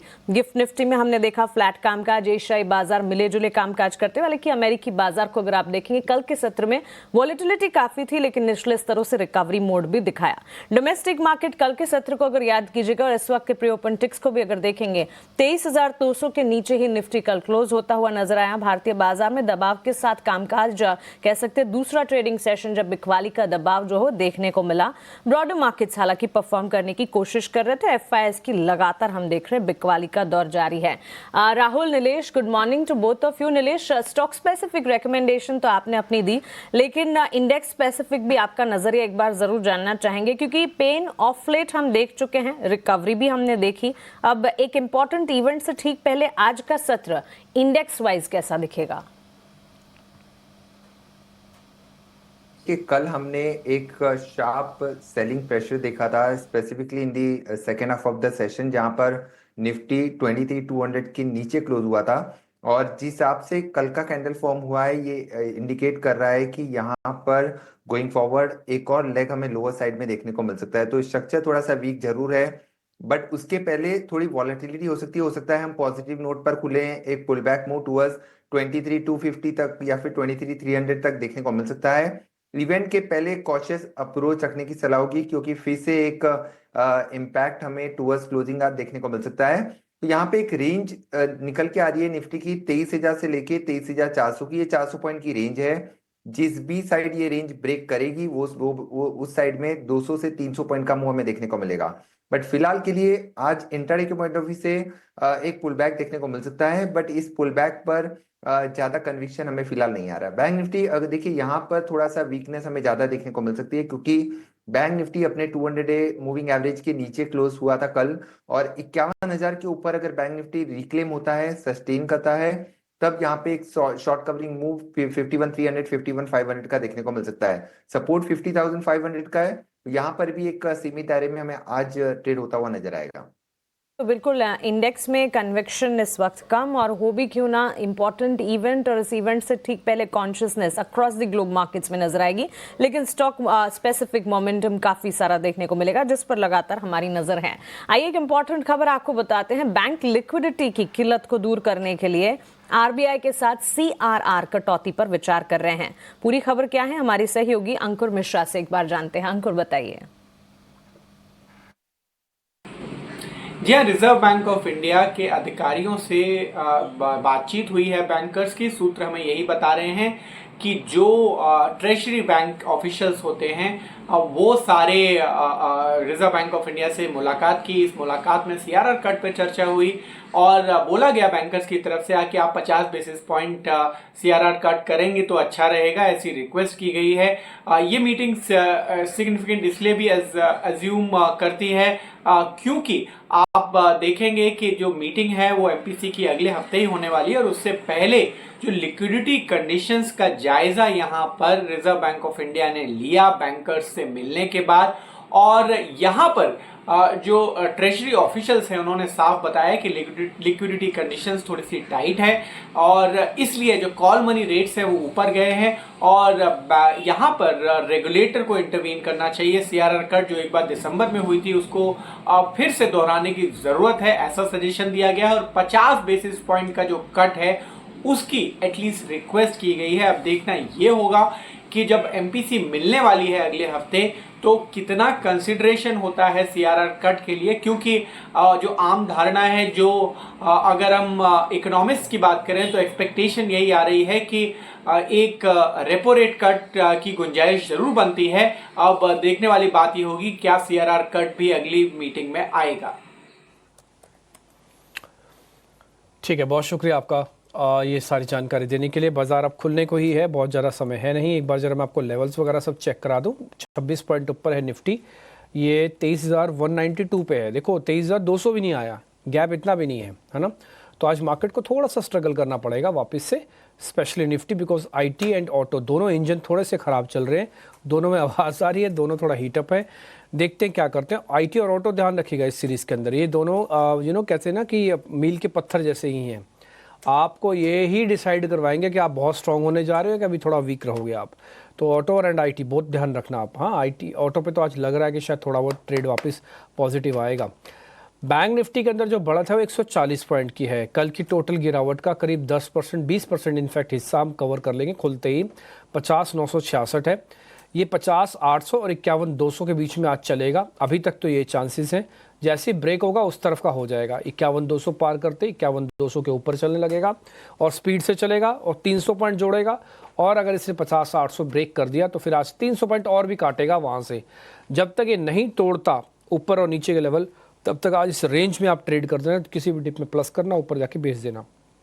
HDFC बैंक कल का टॉप लूजर था, आज ₹2 मामूली से गैप के साथ खुल रहा है, कुछ ज़्यादा बड़ा गैप है नहीं। रिलायंस इंडस्ट्रीज कल किसी तरह से 1250 के आसपास था, आज उसके नीचे खोल रहा है, 1250 के नीचे।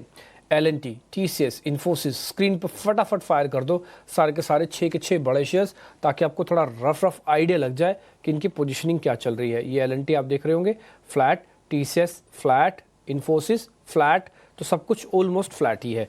तो मार्केट के अंदर एकदम से एक्साइटेड मत होना, नो एग्रेशन नो डिप्रेशन के स्टांस को पकड़े रखना, और buy right and sit tight होना चाहिए। क्या एक्युमुलेशन करना चाहिए? बिल्कुल नहीं करना चाहिए। कल तो वेट है, आज का दिन भी वेट एंड वॉच के लिए हम पे निकाल दो। थोड़ा बहुत ऊपर आ भी जाए, कहीं कोई भागा नहीं जा रहा, कल की रिकवरी ही हो रही है बस, और कुछ नहीं होगा, अगर होगा भी तो। ठीक है जी, अब देखते हैं। ओवरऑल मार्केट्स खुलने को वही हो ही रहा है, 30 सेकंड्स के बाद खुल जाएगा। और जो आज बाजार में टॉप लीडर्स बनने जा रहे हैं वो टाटा कंज्यूमर्स होगा, आइशर मोटर होगा, कोल इंडिया होगा, और जो लूजर्स बनने जा रहे हैं उसमें SCL टेक सबसे ज़्यादा टूटने वाला शेयर बनेगा। फिलहाल शुरुआत में वो 1% दिख रहा है। ये मैं बड़े शेयरों का हाल आपको बता रहा था। अगर मैं निफ्टी के थोड़ा इतर हो जाऊं, यानी कि निफ्टी से थोड़ा हट जाऊं, तो फिर वहाँ पे आपको दिखेगा आइडिया भी आज 2.5% ऊपर है और टोरेंट पावर भी 1% ऊपर खुलेगा और इसके अलावा गेल आज 1.25% नीचे खुलेगा। 8 सेकंड बाद मार्केट की ओपनिंग होना शुरू हो रही है और देखते हैं क्या होता है। कुछ मत कीजिए, आराम से शांति से बैठिए। मार्केट अपने आप को हील करना बहुत अच्छे से जानता है। 40 पॉइंट ऊपर निफ्टी 23,200 के लेवल आ गए हैं। 250 एक बार रीगेन हो गया तो फिर आज मार्केट को ये दिन भर लेवल को बचाना होगा। अगर बच गए तो फिर तो भाई मौजी आ जाएगी। ठीक है जी, 200 पॉइंट ऊपर करीब बैंक निफ्टी 51,000 का लेवल हमने वापस रीगेन तो कर लिया, लेकिन 51,200 का सामने रेजिस्टेंस भी खड़ा है और 50,800 का सपोर्ट भी खड़ा। तो इस 400 पॉइंट की रेंज के बीच में आज हम पूरा दिन भी निकाल सकते हैं। निफ्टी करीब 36 पॉइंट रह गया, जो मैंने आपको शुरुआत में कहा था कि 250 पहले पार होना चाहिए, फिर देखते हैं मज़ा फिर आना शुरू होगा। लेकिन आज का जो हाई बना है अभी तक का वो एग्जैक्टली 250 यानी कि 250 ही बना है और उसके बाद मार्केट से थोड़ा सा नीचे किया। 250 एक बार वापस रीगेन कर लोगे फिर ठीक हो जाएगा, फिर ज़्यादा बड़ी दिक्कत नहीं आएगी। नहीं तो फिलहाल के लिए थोड़ा वेट करना। ठीक है जी, HDFC बैंक 9 रुपये ऊपर, रिलायंस 4 रुपये नीचे, L&T, TCS, इन्फोसिस, HUL ये सब फटाफट से बड़े शेयर्स दिखा दो, फिर बाद में IT ऑटो इंडेक्स भी दोनों को दिखा देना। ठीक है, पहले फटाफट से शेयर्स दिखाते जाओ। एडवांस डिक्लाइन की रेशो उतनी ख़राब नहीं आई है, 1300 है। कल भी ठीक थी, एडवांस डिक्लाइन की रेशो उतनी ख़राब नहीं थी। ये सभी बड़े शेयर्स मैं आपकी स्क्रीन पर फायर करवा रहा हूँ ताकि आपको इनकी वेटेज, ये कंबाइन वेटेज 6 शेयरों की 40% है मार्केट की। आप इसी से अंदाज़ा लगाइए कि इन 6 शेयरों के अंदर कोई भी बड़ा प्लेयर अगर सामने आ गया और कहे आज मैं संभालूंगा मार्केट्स को, तो फिर किसी की ज़रूरत नहीं पड़ती है। 2-2.5% एक भी शेयर चल जाएगा ना, उस पूरे सेगमेंट में जान लेके आ जाएगा, पूरा इंडेक्स ही चलने लग जाएगा उससे। ठीक है जी, तो फिलहाल अभी तो रेंज के अंदर है मार्केट में। 51,000 वाला लेवल जो था बैंक निफ्टी का, वो भी उससे थोड़ा नीचे खिसक के आए हैं। इसलिए मैं कह रहा हूँ कोई नो एग्रेशन नो डिप्रेशन, शांति से वेट करो बॉस, कहीं बाजार भागा नहीं जा रहा है। ये नीचे भी नहीं जाएगा, ऊपर भी नहीं जाने वाला, वैसा ही लग रहा है। आज तो मार्केट पूरी तरह से एक रेंज का मार्केट है और थोड़ा कंसोलिडेशन में समय तो लगेगा। हाँ, उसके बाद ठीक होगा ख़राब होगा तब की तब देखेंगे। फिलहाल तो कंसोलिडेशन की रेंज में फंसे हुए हैं। ये ओवरऑल इंडाइसेस आपकी स्क्रीन पर हैं। निफ्टी IT इंडेक्स में आज हल्की सी बढ़त है क्योंकि नेस्डेक के अंदर बढ़त थी, इसलिए वो बढ़त आई हुई है। ठीक है, लेकिन फिर भी अगर आपको भी कोशिश करना निफ्टी IT के अंदर को स्टॉक ढूंढने की, तो पहले बड़े शेयरों के साथ ही एक्सपेरिमेंट करना। बड़े शेयर मतलब TCS, Infosys, SCL Tech, Tech Mahindra, इस तरह के बड़े शेयर्स। ठीक, अब हम आ जाते हैं कुछ और शेयर्स पे जहाँ पर आज मार्केट में स्ट्रेंथ आपको देखने को मिल रही है। एक बार जरा क्वेस्ट को आप दिखाओ, करीब 4.5% ऊपर है। इमामी के अंदर 1.5%, ब्लू स्टार करीब 1 से 1.25% ऊपर। टाटा कंज्यूमर्स तो बढ़त 5% से ज़्यादा की हो चुकी है। ये कुछ एक मार्केट के आज के सुपरस्टार टाइप शेयर हैं जो आज बढ़िया आपको ट्रेड करते हुए दिख रहे हैं। और इसके अलावा लोधा भी आपको 1.5% ऊपर दिखेगा और एकल फाइनेंस करीब 1.5 से 2%। इन्फोसिस भी अब 1% ऊपर आ चुका है। और जहाँ पर आज नुकसान है उसमें नेस्ले इंडिया 2.5% नीचे, BEL 1.5% नीचे, वारी इंजीनियरिंग 2.5% नीचे और जो शेयर और कमज़ोर हैं उसमें वेदांता भी 1.5% नीचे है। साथ ही बजाज होल्डिंग्स के अंदर भी करीब 1 से 1.5% तक का नुकसान है। एडवांस डिक्लाइन की रेशो में तब्दीली हो चुकी है। आपकी स्क्रीन पर आप देखेंगे 850 शेयर है और 1200 डिक्लाइंस के अंदर है, लेकिन वैसे एज सच कोई प्रॉब्लम नहीं है। मैं आपको एक F&O का नंबर भी दे देता हूँ। करीब 85 शेयर लॉन्ग में है, लेकिन जो शॉर्ट शेयर्स हैं वो ज़्यादा हैं, वो ऑलमोस्ट उसके 2 से 3 गुना ज़्यादा हैं। उसके बावजूद भी बाज़ार अगर अपने आप को रोक रहा है, हर निशान में है, तो इसका मतलब बाज़ार कुछ बड़े शेयरों के हाथ में जाना चाह रहा है। और IT का आज रोल बहुत इंपॉर्टेंट रहेगा। ट्रस्ट में, हमने पहले भी आपको बताया हुआ है, IT हमको लग रहा है कि मेक ब्रेक वाले लेवल पे आ चुका है। यहाँ से चला तो बहुत बढ़िया इन्वेस्टर्स को रिटर्न देगा और अगर नहीं चला तो इन्वेस्टर्स को और लॉस देगा। मैंने कहीं भी स्विंग ट्रेडर्स और ट्रेडर्स की बात नहीं बोली, हमेशा मैंने बात बोली है इन्वेस्टर्स की। खासकर IT में इन्वेस्टर्स को आना चाहिए, ट्रेडर्स को भी थोड़ा रुकना चाहिए, उनके लिए वो समय नहीं आया है अभी भी। वैसे तो सब कुछ ठीक है। ओपनिंग मैंने आपको रफ बता दी। हीट मैप फटाफट से सारे स्क्रीन पे दिखाते जाओ आप, ताकि एक रफ आइडिया लग जाए। फिर मेहमानों से कनेक्ट कर जाएंगे मेरे सहयोगी और आपको वो गाइडेंस देंगे, बताएंगे मेहमान कि क्या करना है क्या नहीं करना। मिड कैप और स्मॉल कैप में हल्की हल्की तेज़ी बाद में बनेगी, अभी तो नहीं है, क्योंकि अभी बाजार के अंदर भी कोई ब्रेकआउट नहीं हुआ, किसी भी लेवल को हमने रीगेन नहीं किया। भले आज हम चल रहे हैं ऊपर, बट हमने कोई भी अचीवमेंट नहीं दिखाई है। 51,200 बैंक निफ्टी की अचीवमेंट होगी आज की। ठीक, 250 के पास प्लस होना अचीवमेंट होगी आज मार्केट्स की, निफ्टी की। तो वो अचीवमेंट्स अभी तक तो नहीं है। इसलिए मार्केट को थोड़ा डाइसी समझते हुए आराम से ट्रेड कीजिएगा। वैसे कोई दिक्कत तो मेरे को दिख नहीं रही है। आगे आप खुद समझदार हैं, आप अच्छे से समझते हैं सारी चीज़ों को। हम तो सिर्फ डाटा के एनालिसिस आपके सामने रखने की कोशिश करते हैं। ये हीट मैप है, अब मेहमानों से कनेक्ट करते हैं ताकि आपके सामने ट्रेड रख पाएँ।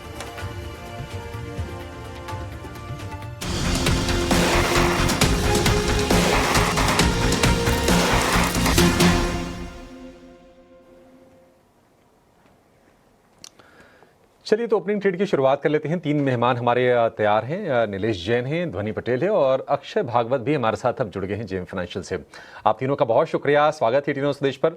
अक्षय जी, शुरुआत आपसे कर लेते हैं। कोई ऐसा पैनिक वाली, कोई ऐसी चिंता वाली माहौल फिलहाल अभी तो नहीं दिख रही है बाजार में। कल हमने भारी गिरावट का सत्र देखा है। आज किन शेयर से शुरुआत आप करना चाहेंगे, क्या खरीदने की सलाह देंगे आप? Good morning Abhishek ji. तो थोड़ा सा वोलेटिलिटी जरूर है, पर मोरलेस आज ज्यादा गिरेगा नहीं बाजार। 23,000 होल्ड करेगा, ये सबसे पहले हमारा व्यू है। तो अगर स्ट्रॉन्ग काउंटर्स बाय करने हैं तो HDFC लाइफ पर आप ध्यान दे सकते हैं।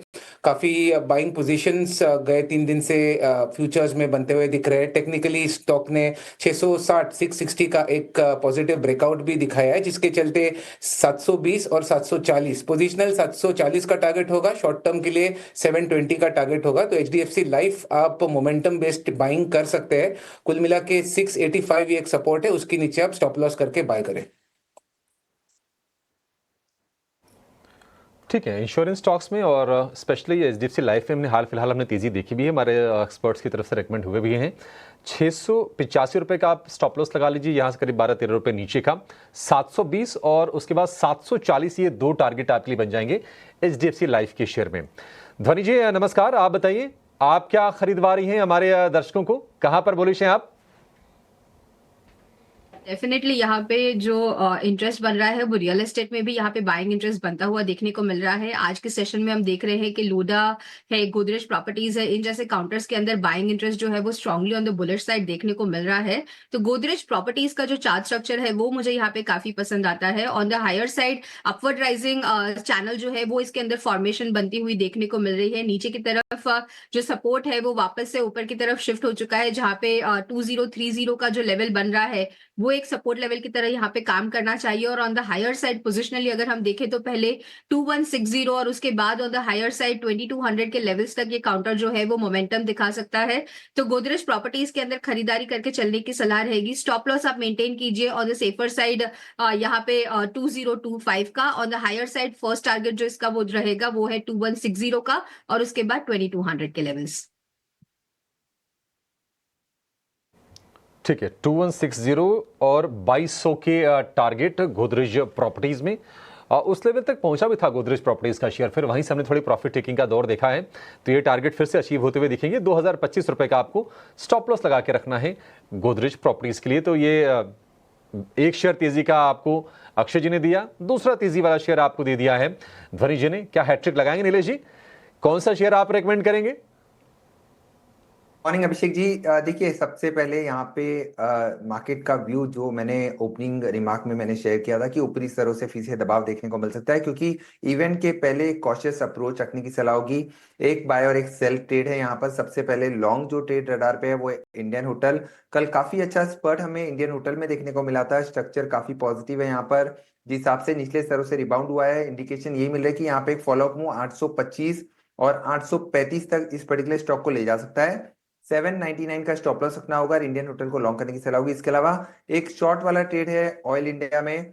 इसका स्ट्रक्चर काफी वीक है। एक पुल बैक हमने ऑलरेडी देख चुके हैं। अब ऊपरी स्तरों से एक lower top and lower bottom formation का सिलसिला यहाँ पे शुरू होता हुआ नजर आ रहा है। सेल क्रॉसओवर भी यहाँ पे हो रहा है। तो यहाँ पे वीकनेस थोड़ी सी एक्सटेंड हो सकती है ऑयल इंडिया में टुवर्ड्स द लेवल्स ऑफ 368 और 360 तक। 360 तक की भी डाउन साइड यहाँ पे देखने को मिल सकती है। स्टॉप लॉस रखना होगा आज के दिन के उच्चतम लेवल लगभग 391 के आसपास का। तो फ्यूचर्स में ऑयल इंडिया को शॉर्ट करने की सलाह होगी।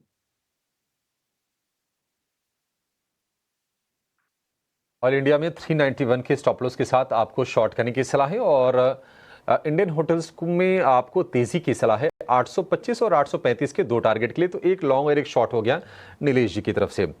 आईटी शेयरों में कल की पिटाई के बाद आज थोड़ी सी रिकवरी के संकेत मिल रहे हैं। इन्फोसिस आपको 1% ऊपर दिखेगा। कल गिरावट काफ़ी ज़्यादा थी, लेकिन उसकी भरपाई अभी काफ़ी दूर है, बहुत दूर है अभी। आप देखेंगे टेक महिंद्रा में करीब 0.25% के आसपास की तेज़ी है। बैंकिंग शेयर भी थोड़े थोड़े रिकवर कर रहे हैं। एचडीएफसी बैंक कल 3.25% गिरा था, आज करीब 1% ऊपर ये शेयर कारोबार कर रहा है। और आईसीआईसीआई बैंक में देख रहे हैं कि 0.25% के आसपास की तेज़ी है। आईटी में कोई ट्रेड लेने की आप सलाह देंगे अक्षय जी, रिकवरी वाला, या फिर आज रेसिप्रोकल टैरिफ को लेकर अमेरिका में फैसला होना है, अब जो करना होगा कल देखा जाएगा? मेरे हिसाब से वेट एंड वॉच अप्रोच ही सही रहेगा, क्योंकि एक तो बड़ी इवेंट है और ओवरऑल टेक्निकली अगर आप आईटी शेयर्स के सेटअप देखें तो अभी भी काफी नेगेटिव है। बस क्वार्टरली रिजल्ट स्टार्ट होंगे तो थोड़ी बहुत आप उछाल आने वाले शॉर्ट टर्म में अगले हफ्ते में एक्सपेक्ट कर सकते हैं। तो फिलहाल आज के लिए तो कुछ बाय करना है तो अवॉइड करें, पर अगर स्टॉक्स को अपने बाइंग रडार में रखना है तो टीसीएस कहीं ना कहीं मुझे लगता है 3500 के आसपास मिलता है। तो आप रिजल्ट नतीजों के पहले जो 10 अप्रैल को है उसके पहले 3500 के आजू बाजू मिलता है तो वहां पे आपको बाय करना है। दूसरा नाम जो स्ट्रांग है आईटी में वो है विप्रो। वापस विप्रो को आपको 255 एक डिप है 10 रुपए डाउन करंट लेवल से, वहां मिलता है तो लेना है। तो ये तो शेयर अपने बाइंग रेडार में रखिए, आज नहीं लेना है। डिप्स में जब ये लेवल जो मेंशन किया मैंने वो मिलती है आपको, तभी आपको बाय करना है। ठीक है, आज नहीं लेना है, लेकिन इसको रडार पर रखिए। अगर और यहाँ से थोड़ी गिरावट आती है तो आपके लिए एक बाइंग का अपॉर्चुनिटी बनेगा। देखिए, थोड़ी देर पहले हम राहुल शाह से चर्चा कर रहे थे कि क्या टैरिफ वाली जो इशू है, अमेरिका जो रेसिप्रोकल टैरिफ की जो धमकी दे रहा है, क्या बाजार में डिस्काउंटेड है। एक उदाहरण आपको बताता हूँ। देखिए, आज आप आयशर के शेयर को देखिए, वहाँ पर करीब 1% के आसपास की तेज़ी आपको दिखेगी आयशर में। और आयशर जो है, इनका एक्सपोजर है अमेरिका में। अमेरिका में अगर हम भारत के टोटल ऑटो एक्सपोर्ट की बात करें तो रफली अराउंड 15-16% के आसपास का ऑटो और ऑटो कंपोनेंट का एक्सपोर्ट करता है। आयशर भी अपने 650 सीसी वाली जो बाइक है अमेरिकी बाजारों में बेचती है, कोई प्रभाव नहीं है, 1% ऊपर ये शेयर कारोबार कर रहा है। तो इससे आप समझ सकते हैं कि चीज़ें काफ़ी हद तक डिस्काउंटेड हैं, बाजार उतना हमारा मैच्योर भी है।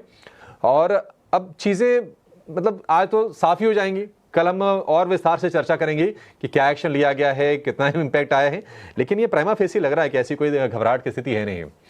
ऑटो में कल हमने देखा अक्षय जी कि बजाज ऑटो, हीरो मोटो दोनों में थोड़ी थोड़ी बाइंग हो रही थी। और अगर लोअर लेवल से देखेंगे 52 वीक लो से, तो करीब करीब 8 से 10% के आसपास से रिकवरी आ गई है इन दोनों शेयरों में। कहीं आपके हिसाब से ट्रेड बन रहा है ऑटो में? मान लीजिए किसी को अगर पोजिशन रखना हो, इस पूरी सीरीज के लिए रखना हो, आपके रडार पर कौन से शेयर हैं? सीरीज के लिए या पोजिशनल ट्रेड बिठाना है तो कहीं ना कहीं अशोक लेलैंड और टीवीएस मोटर्स, ये दो स्टॉक्स अपने बाइंग रडार पे आप रख सकते हैं। ये थोड़ी सी जो न्यूज़ है ऑटो शेयर में टैरिफ वाली, वो थोड़ा सा दबाव बना रही है। बट ओवरऑल अगर आप बहुत सारे शेयर्स ये सेक्टर्स के देखें तो काफी पिटे हुए हैं। थोड़े से जो डाइवर्जेंस आपको टेक्निकली पॉजिटिव डाइवर्जेंस देखने को मिल रहा है और नेगेटिव न्यूज के चलते भी थोड़ा सा लोअर एंड से बाउंस बैक दिख रहा है। पर अगर मुझे स्ट्रेंथ चुनना है तो मैं टीवीएस मोटर के साथ जाऊंगा। 2464 करंट मार्केट प्राइस है, इसमें टारगेट प्रोजेक्शन करीबन 2700 तक है, क्योंकि स्टॉक ने एक 2200 पे अच्छा स्ट्रॉन्ग बेस बना के बाउंस बैक दिखा रहा है। तो 2700 के टारगेट के लिए आप टीवीएस मोटर्स में बने रह सकते हैं। और अशोक लेलैंड दूसरा काउंटर रहेगा जिसमें काफी स्ट्रेंथ हमने 200 के स्तर पे देखी है। तो यहाँ पे 220 यहाँ तक आप शॉर्ट टर्म में उछाल एक्सपेक्ट कर सकते हैं। ओके, सो ऑटो सेक्टर में टीवीएस मोटर्स और अशोक लेलैंड, हालांकि कॉशियस ज़रूर रहना है, लेकिन अगर कुछ पिक करना है तो इन दोनों स्टॉक्स पर नज़र ज़रूर होनी चाहिए।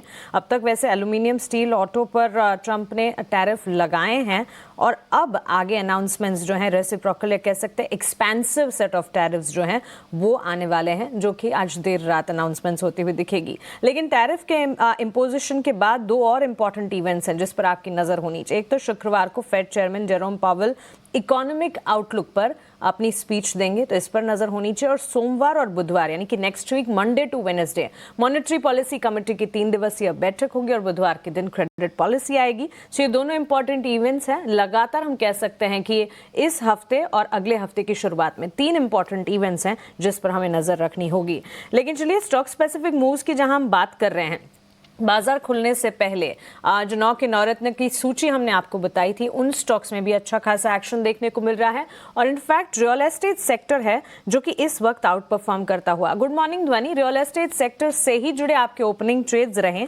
रियल्टी सेक्टर में जहां Lodha, Godrej properties on the face of it मजबूती दिखा रहे हैं, प्रेस्टीज, ब्रिगेड जैसे स्टॉक्स पर भी आपकी राय क्या होगी? इस वक्त अगर आप देखेंगे लोढ़ा में करीब 2% की तेजी और गोदरेज प्रॉपर्टीज आई थिंक आपके ओपनिंग ट्रेड्स में शुमार था। यहाँ पे मानसी गोदरेज प्रॉपर्टीज के अंदर डेफिनेटली एक बाइंग इंटरेस्ट देखने को मिला, तो वो हमने ओपनिंग ट्रेड के अंदर यहाँ पे रेकमेंड करा है। लोडा के अंदर भी यहाँ पे अगर हम चार्टिकल स्ट्रक्चर वाइज देख रहे हैं तो इसके अंदर भी यहाँ पे बुलिश मोमेंटम जो है वो देखने को मिल रहा है। फ्रेश पोजीशंस हाल फिलहाल के लिए इसके अंदर मैं रेकमेंड नहीं करूंगी, क्योंकि ऑन द हायर साइड हमें देखने को मिल रहा है कि रेजिस्टेंस जो है वो यहाँ पे 1210 की लेवल के पास क्लियरली देखने को मिल रहा है, और हालांकि सपोर्ट जो है यहाँ पे नीचे वो यहाँ पे आपको 1155 की लेवल के पास देखने को मिल रहा है। तो रिस्क एंड रिवॉर्ड के लिहाज से 1:1 का रेशियो ऑलमोस्ट यहाँ पे बनता है। तो फ्रेश पोजीशन ना बनाए, बट एग्जिस्टिंग पोजीशन अगर आपकी लोधा में यहाँ पे बनी हुई है तो इसके अंदर आप बने रह सकते हैं। On the lower side stop loss maintain करके रखे यहाँ पे 1140 के लेवल के पास, और ऑन द हायर साइड जैसे ही 1210 का लेवल हम क्रॉस करते हैं तो वापस से 1260 का लेवल जो हमने पहले भी देखा है यहाँ पे, उसको यहाँ पे काउंटर अचीव कर सकता है। बाजार में मजबूती के साइंस इस वक्त अपने आप को संभालने की कोशिश, और इस कोशिश में कामयाबी। सेंसेक्स में करीब 350 अंकों की मजबूती नजर आएगी। निफ्टी में ऑलमोस्ट 100 पॉइंट्स के मूव, 23,250 के पार हम देख रहे हैं, 23,250 के ऊपर मजबूती के साथ ट्रेड करता हुआ। वहीं ब्रॉडर मार्केट्स में भी slow and eventual momentum stock specific जरूर आप देख पाएंगे। इसके अलावा रियल एस्टेट सेक्टर के इतर अगर आप देखेंगे, बैंक्स फाइनेंशियल्स में चुनिंदा प्लेयर्स हैं जहां पर एक्शन है। आईटी पैक को बिल्कुल नजरअंदाज नहीं किया जा सकता। ऑटो सेक्टर भी फोकस रेडार पर, कंजम्पशन का खेमा भी है जहां पर अच्छा खासा एक्शन देखने को मिल रहा है। लेकिन इंडेक्स वाइज इस वक्त बाजार में जो रिकवरी नजर आ रही है, शुरुआत जहां हुई थी वहां से जो मजबूती के साइंस देखने को मिल रहे हैं, इस पर जरूर फोकस होना चाहिए। एक नजर बैंक निफ्टी पर भी होनी चाहिए। निफ्टी 23,250 के पार, सेंसेक्स में हम देख रहे हैं 300 अंकों की मजबूती, और बैंक निफ्टी में करीब 350 अंकों का इजाफा इस वक्त देखने को मिल रहा है। इस बीच हमारे साथ नीलेश ध्वनि और अक्षय तो है ही, हमारी पैनल पर एक और एक्सपर्ट यस सिक्योरिटीज से लक्ष्मीकांत शुक्ला भी जुड़ गए हैं। आइए उनका स्वागत करते हैं, उनसे उनके ओपनिंग ट्रेड्स जान लेते हैं। गुड मॉर्निंग लक्ष्मीकांत जी, बताइए इस सुबह कहां पर है आपकी नजर, स्टॉक स्पेसिफिक रिकमेंडेशंस क्या होंगे? सुप्रभात मानसी जी, और मेरे सभी अदर पैनलिस्ट को मेरा सुप्रभात। जो पहला रिकमेंडेशन है वो अपोलो हॉस्पिटल का है। यहाँ पर मुझे अच्छे खासे ब्रेकआउट देखने को मिल रहे हैं डेली के चार्ट्स पर, और जो आज ब्रेकआउट आया है वो थोड़े से अच्छे वॉल्यूम के साथ आया है, प्लस यहाँ पर बुलिश बेल्ट होल्ड कैंडलस्टिक का फॉर्मेशन बनता हुआ भी दिखाई दे रहा है। तो मुझे अच्छा खासा स्ट्रेंथ नजर आ रहा है इस स्टॉक में। तो जो एक्सपेक्टेड टारगेट है वो दिखाई दे रहे हैं अराउंड दी लेवल्स ऑफ 6,960 के, और हमें यहाँ पर 6,500 के स्टॉप लॉस मेंटेन रखना है। दूसरा जो स्टॉक है वो सेल का रिकमेंडेशन है कि मुझे कल से ही वोल्टास में वीकनेस दिखाई दे रहा था, और आज यहाँ पे एक फॉलो थ्रू सेलिंग भी आता हुआ दिखाई दे रहा है। तो वोल्टास को हम शॉर्ट करके चल सकते हैं करंट लेवल्स पे, और इसमें जो टारगेट है वो आ रहे हैं अराउंड 1300 लेवल्स के, और हमें 1350 का स्टॉप लॉस मेंटेन रखना है। हॉस्पिटल और वोल्टास लक्ष्मीकांत जी के रेडार पर, इन पर नजर होनी चाहिए। इस वक्त अगर आप देखेंगे 1.5% के डाउन टर्न्स के साथ वोल्टास में कामकाज, अपोलो हॉस्पिटल में मजबूती के साइंस देखने को मिल रहे हैं। नीलेश जी, आपसे टाटा कंज्यूमर पर एक राय जानना चाहेंगे। हमारे बिग बोल्ड ब्रोकरेज का हिस्सा रहा ये स्टॉक। बाजार खुलने से ठीक पहले हमने बताया था टाटा कंज्यूमर पर गोल्डमैन सैक्स की पॉजिटिव रिपोर्ट के रैशनल 1200 तक के टारगेट्स एंटिसिपेट करके चल रहे हैं। रिपोर्ट का असर है जो कि हम देख रहे हैं। बाजार खुलने के साथ साथ टाटा कंज्यूमर पर करीब 5.5% की तेजी के साथ at day highest stock trade करता हो 1045 के लेवल्स पर। बिल्कुल मानसी, देखिए यहाँ पर टाटा कंज्यूमर प्रोडक्ट इस पर्टिकुलर स्टॉक का स्ट्रक्चर काफी अच्छा नजर आ रहा है। आज यहाँ पे 200 एक्सपोनेंशियल मूविंग एवरेज को इस काउंटर ने ब्रेक किया है, बट इन लेवलों पर कोई खरीदारी की सलाह नहीं होगी। ऑलरेडी काउंटर लगभग 6% का उछाल फिलहाल दिखाता हुआ नजर आ रहा है, और आज के जो हाइज है वहां पे एक मेजर रेजिस्टेंस है 1075 के आसपास। तो 1075 के ऊपर अगर निकलता है तो फ्रेश लेग ऑफ मूव हमें देखने को मिलेगा। फिलहाल के लिए अगर किसी के पास एग्जिस्टिंग लॉन्ग पोजीशन है तो बिल्कुल बने रहने की सलाह होगी, क्योंकि अंडरटोन काफी पॉजिटिव है। हो सकता है अप्रैल सीरीज में ये काउंटर 1100 के पास जाता हुआ नजर आए। तो फिलहाल के लिए तो बेहतर होगा कि थोड़ा सा इंतजार करें डिप का, फ्रेश खरीदारी करनी है तो, और एग्जिस्टिंग लॉन्ग पोजीशन में बने रहें। 1020 का यहाँ पे स्टॉप लॉस रखना होगा। इसके अलावा एक और स्टॉक जो मेरे रडार पर आया है उसे मैं कवर करना चाहूंगा, वो होगा बॉम्बे स्टॉक एक्सचेंज। काफी बेहतरीन यहाँ पे चार्ट स्ट्रक्चर नजर आ रहा है। डे बिफोर यस्टरडे हमने एक बड़ा स्पर्ट देखा था विद गैप अप ओपनिंग, और आज एक follow up move with a good breakout यहाँ पे देखने को मिल रहा है। तो 5600 के आसपास काउंटर ट्रेड हो रहा है। 5750 से 5800 तक का मूव हमें यहाँ पे देखने को मिल सकता है। 5450 के स्टॉप लॉस से थोड़ी सी डिप मिले तो बीएससी को लॉन्ग करके चल सकते हैं। a rich script in itself. BSE Limited 5,610 के लेवल्स पर हम देख रहे हैं ऑलमोस्ट 3% की तेजी के साथ, अच्छे खासे मोमेंटम के साथ। अगर पोजीशन है बिल्कुल इंटैक्ट रखनी है, नई पोजीशंस के लिए भी एंट्री अपॉर्चुनिटीज जरूर ढूंढनी चाहिए BSE लिमिटेड में। और इसके अलावा टाटा कंज्यूमर पर भी नई पोजीशंस के लिए रुकना जरूर होगा। लेकिन ET Now स्वदेश big show off the day Tata consumer बाजार खुलने से ठीक पहले हमने आपके सामने रखा था, और गोल्डमैन सैक्स की पॉजिटिव रिपोर्ट और रिपोर्ट का असर अगर पोजीशंस हैं उसे बिल्कुल बनाए रखें। अक्षय, आपसे जानना चाहेंगे, स्टार हेल्थ पर भी एक रिपोर्ट आई है न्यूवामा की, खरीदारी की राय है, इनफैक्ट लक्ष्य उन्होंने घटाए जरूर हैं, लेकिन स्टार हेल्थ के चार्ट्स को अगर आप देखेंगे इस वक्त शार्प स्पाइक के साथ ऑलमोस्ट 1.5% के गेंस 350 के लेवल्स के आसपास, क्या राय होगी?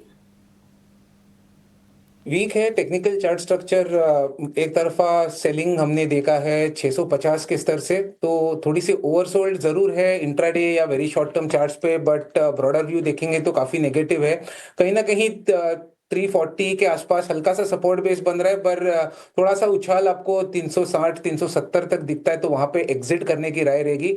तो एक नेगेटिव चार्ट सेटअप के चलते अवॉइड कीजिए बाइंग, या फिर अगर आपके बाइंग पोजीशंस ट्रेडिंग के माध्यम से फंसे हुए हो तो 370 के आसपास एग्जिट के लिए देखिए।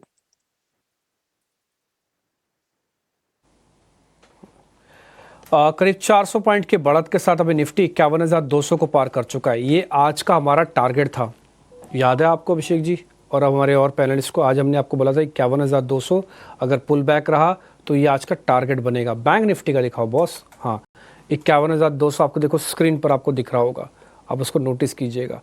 तो आज का टारगेट कंप्लीट है। अब जो मार्केट आपको इसके ऊपर देगा वो सब बोनस है, वो सब बोनस होगा।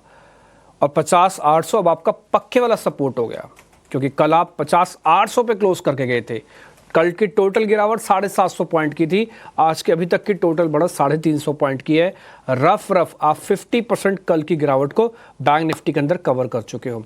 ध्यान रखा जाए 51,200 आज का ऑलमोस्ट हाई भी बन रहा है, और 51,200 एक छोटा सा रेजिस्टेंस भी है।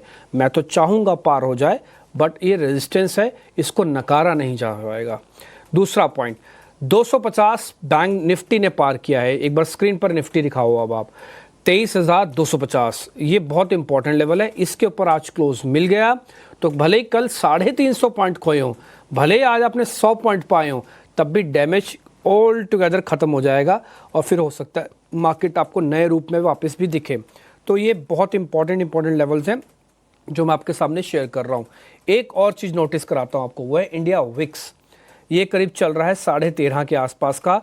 कल विक्स 9% बढ़ा था। अभी तो इवेंट है, अभी तो डोनाल्ड ट्रंप को बोलना बाकी है, लेकिन विक्स नहीं बढ़ रहा।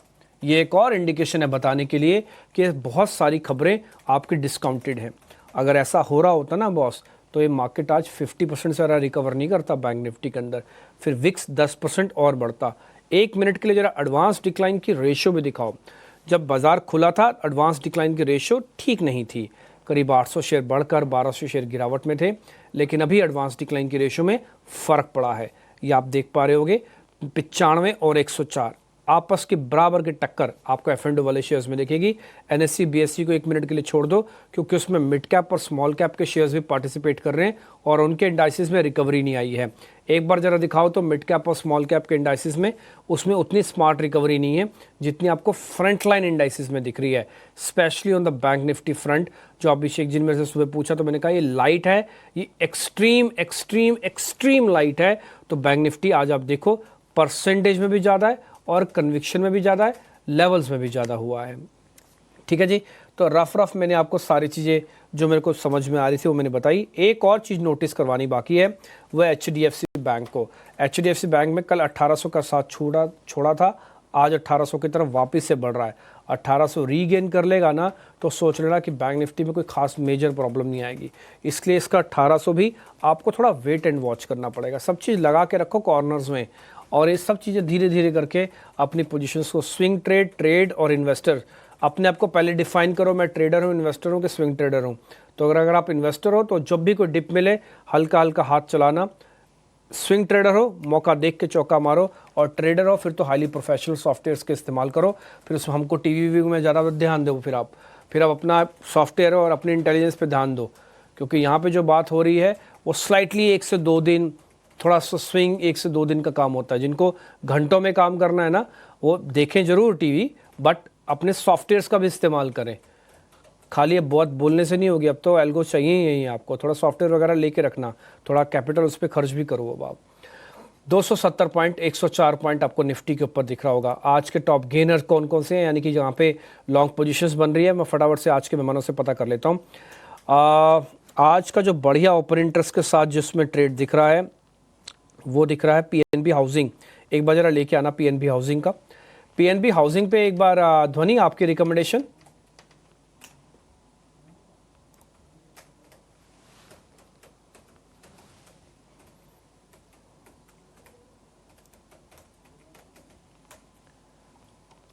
ध्वनि आवाज़ आई है आपको?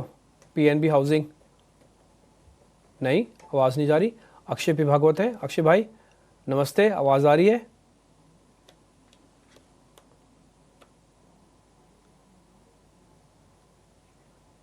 ओ ठीक है, लक्ष्मीकांत जी खैर हमारे साथ हैं, आपको तो आवाज़ आ रही होगी। लक्ष्मी जी नमस्ते, आवाज़ आ रही ना आपको? जी सुप्रभात डिम्पी सर, आवाज़ आ रही है आपकी? हाँ बिल्कुल, आपकी आवाज़ मेरे को अच्छे से सुनाई दे रही है। लक्ष्मीकांत जी एक बार जरा ये पीएनबी हाउसिंग चेक करना, ये आपको ठीक लग रहा है क्या? जी हाँ, ये चार्ट्स पर काफी अच्छा लग रहा है। आज इसने जो कल का जो हैमर फॉर्मेशन था उसके ऊपर ये निकलता हुआ आ रहा है स्टॉक, और मुझे लगता है कि ये आने वाले समय में एक अपसाइड का स्विंग हमें दिखा सकता है। करंटली इसने अपने 200 डीएमए लेवल को भी रिकैप्चर किया हुआ है और 100 डीएमए का अच्छा खासा सपोर्ट भी है। तो मुझे लगता है कि 866 के स्टॉप लॉस के साथ इसमें बाइंग की जा सकती है और यहाँ से स्टॉक 905 तक के लेवल को टच कर सकता है। सो ओवरऑल बुलिश मोमेंटम में स्टॉक शो कर रहा है, तो इसमें बाइंग रिकमेंड किया जा सकता है। बाय है तो लगाओ इस पर बाय किस टाइम, डेज हाई पे चल रहा है। देखो हाउसिंग फाइनेंस कंपनीज को छोड़ो मत, अभी ये एक अच्छा समय है। बैंक्स ने अपना काम किया हुआ है, अब दूसरा नंबर एनबीएफसीज का है। गोल्ड वाली, हाउसिंग फाइनेंस वाली, नया फाइनेंशियल ईयर शुरू हुआ है, बड़े सौदे बड़े पंच अभी किए जाएंगे। हाउसिंग फाइनेंस कंपनीज बहुत इंपॉर्टेंट है और इस बार का क्वार्टर रियल एस्टेट के लिए भी बहुत इंपॉर्टेंट है जिसमें ये फाइनेंस कंपनीज करती हैं। बट एनी हाउ एक दो शेयर और पता करता हूँ। एक आईटी कंपनी मेरी लिस्ट में आ गया ऊपर ही ऊपर, वो है केपीआईटी टेक। ध्वनि पटेल आई होप आपको आवाज़ आ रही होगी हमारी। अगर आवाज़ आ रही है तो ज़रा केपीआईटी टेक के बारे में थोड़ा गाइड करो। मैं थोड़ा ब्लेंड कर देता हूँ अपने ट्रेड में। मैं 30-40% रिस्क ले लूँगा आईटी के साथ। मैं 40% रिस्क ले रहा हूँ और 60% थोड़ी सेफ्टी रख रहा हूँ, और मैं शुरुआत करना चाह रहा हूँ केपीआईटी टेक से। जी, यहाँ पे डेफिनेटली आईटी के अंदर जो बाइंग मोमेंटम है वो हमें देखने को मिल रहा है। इनफैक्ट अगर हम यहाँ पे ओवरऑल क्वाड्रेंट वाइज देखते हैं तो आईटी के अंदर जो यहाँ पे एक हमें लैग देखने को मिल रहा था वो इम्प्रूवमेंट की तरफ यहाँ पे बढ़ता हुआ देखने को मिल सकता है। और केपीआईटी टेक का जो काउंटर है इसके अंदर भी अगर आप डेली स्ट्रक्चर देखें तो नीचे की तरफ से एक अपवर्ड राइजिंग ट्रेंड लाइन है, उसका सपोर्ट लेके counter on the higher side बढ़ता हुआ देखने को मिल रहा है। फ्रॉम द करंट लेवल आप इसके अंदर पोजिशन बनाते हैं तो नीचे की तरफ आपको जो लेवल ध्यान में रखना है तो 1250 का जो लेवल है वो एक अहम सपोर्ट लेवल की तरह यहाँ पे काम करना चाहिए। और ऊपरी स्तरों पे वापस से जो प्रीवियस स्विंग हाई थे यहाँ पे 1400 के, वो यहाँ पे अचीव होते हुए देखने को मिलेंगे। और रेजिस्टेंस जो है वो 1440 के लेवल के पास हमें क्लियरली देखने को मिल रहा है। तो कोई भी लॉन्ग पोजीशन हम यहाँ पे बनाते हैं नीचे की तरफ पे यहाँ पे 1250 का स्टॉप लॉस मेंटेन करके रखे, ऊपरी स्तरों पे 1350 और उसके बाद 1440 तक के लेवल तक यहाँ पर काउंटर जो है वो on the higher side positionally targets दिखा सकता है। ठीक है। और अगर आप जब वैसे भी चेक करना चाहें तो आपको आईटी कंपनीज का सपोर्ट दिखेगा भी थोड़ा बहुत। एक बार जरा निफ्टी का आईटी इंडेक्स दिखा दीजिए स्क्रीन पर। आज सुबह सुबह हमने आपको नोटिस कराया था। और आपको ये और बता दें बात, आईटी एंड ऑटो के हाथ में काफ़ी बड़ी चाबी है इस बार। बैंक्स तो अपना काम कर ही रहा है, उसने तो मार्च महीने में रॉकेट बना रखा था बैंक निफ्टी को, तो आपने देखा ही है 4000 पॉइंट चला, है ना। लेकिन अभी आईटी और ऑटो की बात है, कब तक आप बैंक के और एनबीएफसीज के भरोसे रहेंगे। आईटी और ऑटो की भी बाजार के अंदर वेटेज है, इनको भी आगे आना चाहिए और मेरे को लग रहा है देर सवेरे ज़रूर आगे आएंगे। निफ्टी का ऑटो इंडेक्स बाकायदा डेज हाई पे है और निफ्टी का आईटी इंडेक्स भी ख़राब नहीं है, आज अभी तक तो ट्रेड कर ही रहा है। और ये रेयर केसेस में होता है कि बैंक और आईटी एक साथ चले। आज इन्फोसिस का थोड़ा बहुत सपोर्ट मिल रहा है, अभी भी उतना दम नहीं है जितना होना चाहिए। फिर भी मैं बोलूँगा अभी उतना दम नहीं है निफ्टी IT इंडेक्स के अंदर जितना होना चाहिए। चलिए थोड़ा वेट कर लेते हैं। और इस बीच वापस से 23,250 के आसपास आके रुक सा जा रहा है निफ्टी, और 51,200 को पार करने में थोड़ी मुश्किल आ रही है बैंक निफ्टी को, जो मैंने आपको एक रेजिस्टेंस एरिया नोटिस करवाया। मैं चाहता नहीं हूँ कि बाजार यहाँ पे रुके, लेकिन मेरी मजबूरी है कि आपको अच्छे से डाटा को रटवा देना कि भैया यहाँ पे आके बाजार रुक भी सकता है, ताकि आपको 18 स्वदेश देखने का बेनिफिट तो मिले। ये चीज़ आपको दूसरी जगह पे शायद ही कम मिले। आगे बढ़ते हैं, अब जरा कुछ और ट्रेड चेक करवा लेते हैं। एक जरा शॉर्ट का ट्रेड लक्ष्मी जी से चेक करवाता हूँ। लक्ष्मी सर एक बार जरा एक शॉर्ट का ट्रेड चेक करो आप। मैं आपको एक बताता हूँ एक शेयर, आप जरा देख के बताना मेरे को। 1 मिनट रुकिएगा, जस्ट 1 मिनट मेरे को समय दीजिए। ये BEL के अंदर आज जो गिरावट हुई है, ये आज रिकवर करेगा या नहीं करेगा? मेरे हिसाब से तो नहीं करना चाहिए रिकवर। BEL सर चेक करना एक बार जरा। जी, जिस तरीके से सेलिंग प्रेशर देखने को मिल रहा है उस हिसाब से तो अभी तो फिलहाल ऐसे कोई रुझान नहीं मिल रहे हैं कि जहां से हम यहाँ पे कोई रिकवरी मूव देखें। इस स्टॉक ने ऑलरेडी अपने 200 DMA, 100 DMA और 20 DMA के लेवल को ब्रेक कर दिया है। तो प्रोबेबली लगता है कि अब ये जो इसका नेक्स्ट लेवल है जो कि 50 DMA के आसपास आ रहा है, around the levels of 273 to 270 zone, वहां तक ये स्टॉक फिसल सकता है और शायद फिर हम वहां पर कुछ स्टेबिलिटी देख पाए। लेकिन अभी करंट लेवल पे तो कोई स्टेबिलिटी नहीं दिखाई दे रही है और हमें लगता है कि जब तक ये स्टॉक अपने 200 DMA लेवल के नीचे सस्टेन करता है, जो कि 290 लेके मार्क के आसपास आ रहे हैं, तब तक इसमें सेलिंग प्रेशर बना रहेगा। अब आप देखो एग्जैक्टली उसी जगह से वापस आया जिस जगह पे हम आपको नोटिस करवा रहे थे कि यहाँ पे आके बाजार रुकेगा। 51,200 से बैंक निफ्टी गया नीचे तो 51,050 तक आ गया। दिखाओ बैंक निफ्टी,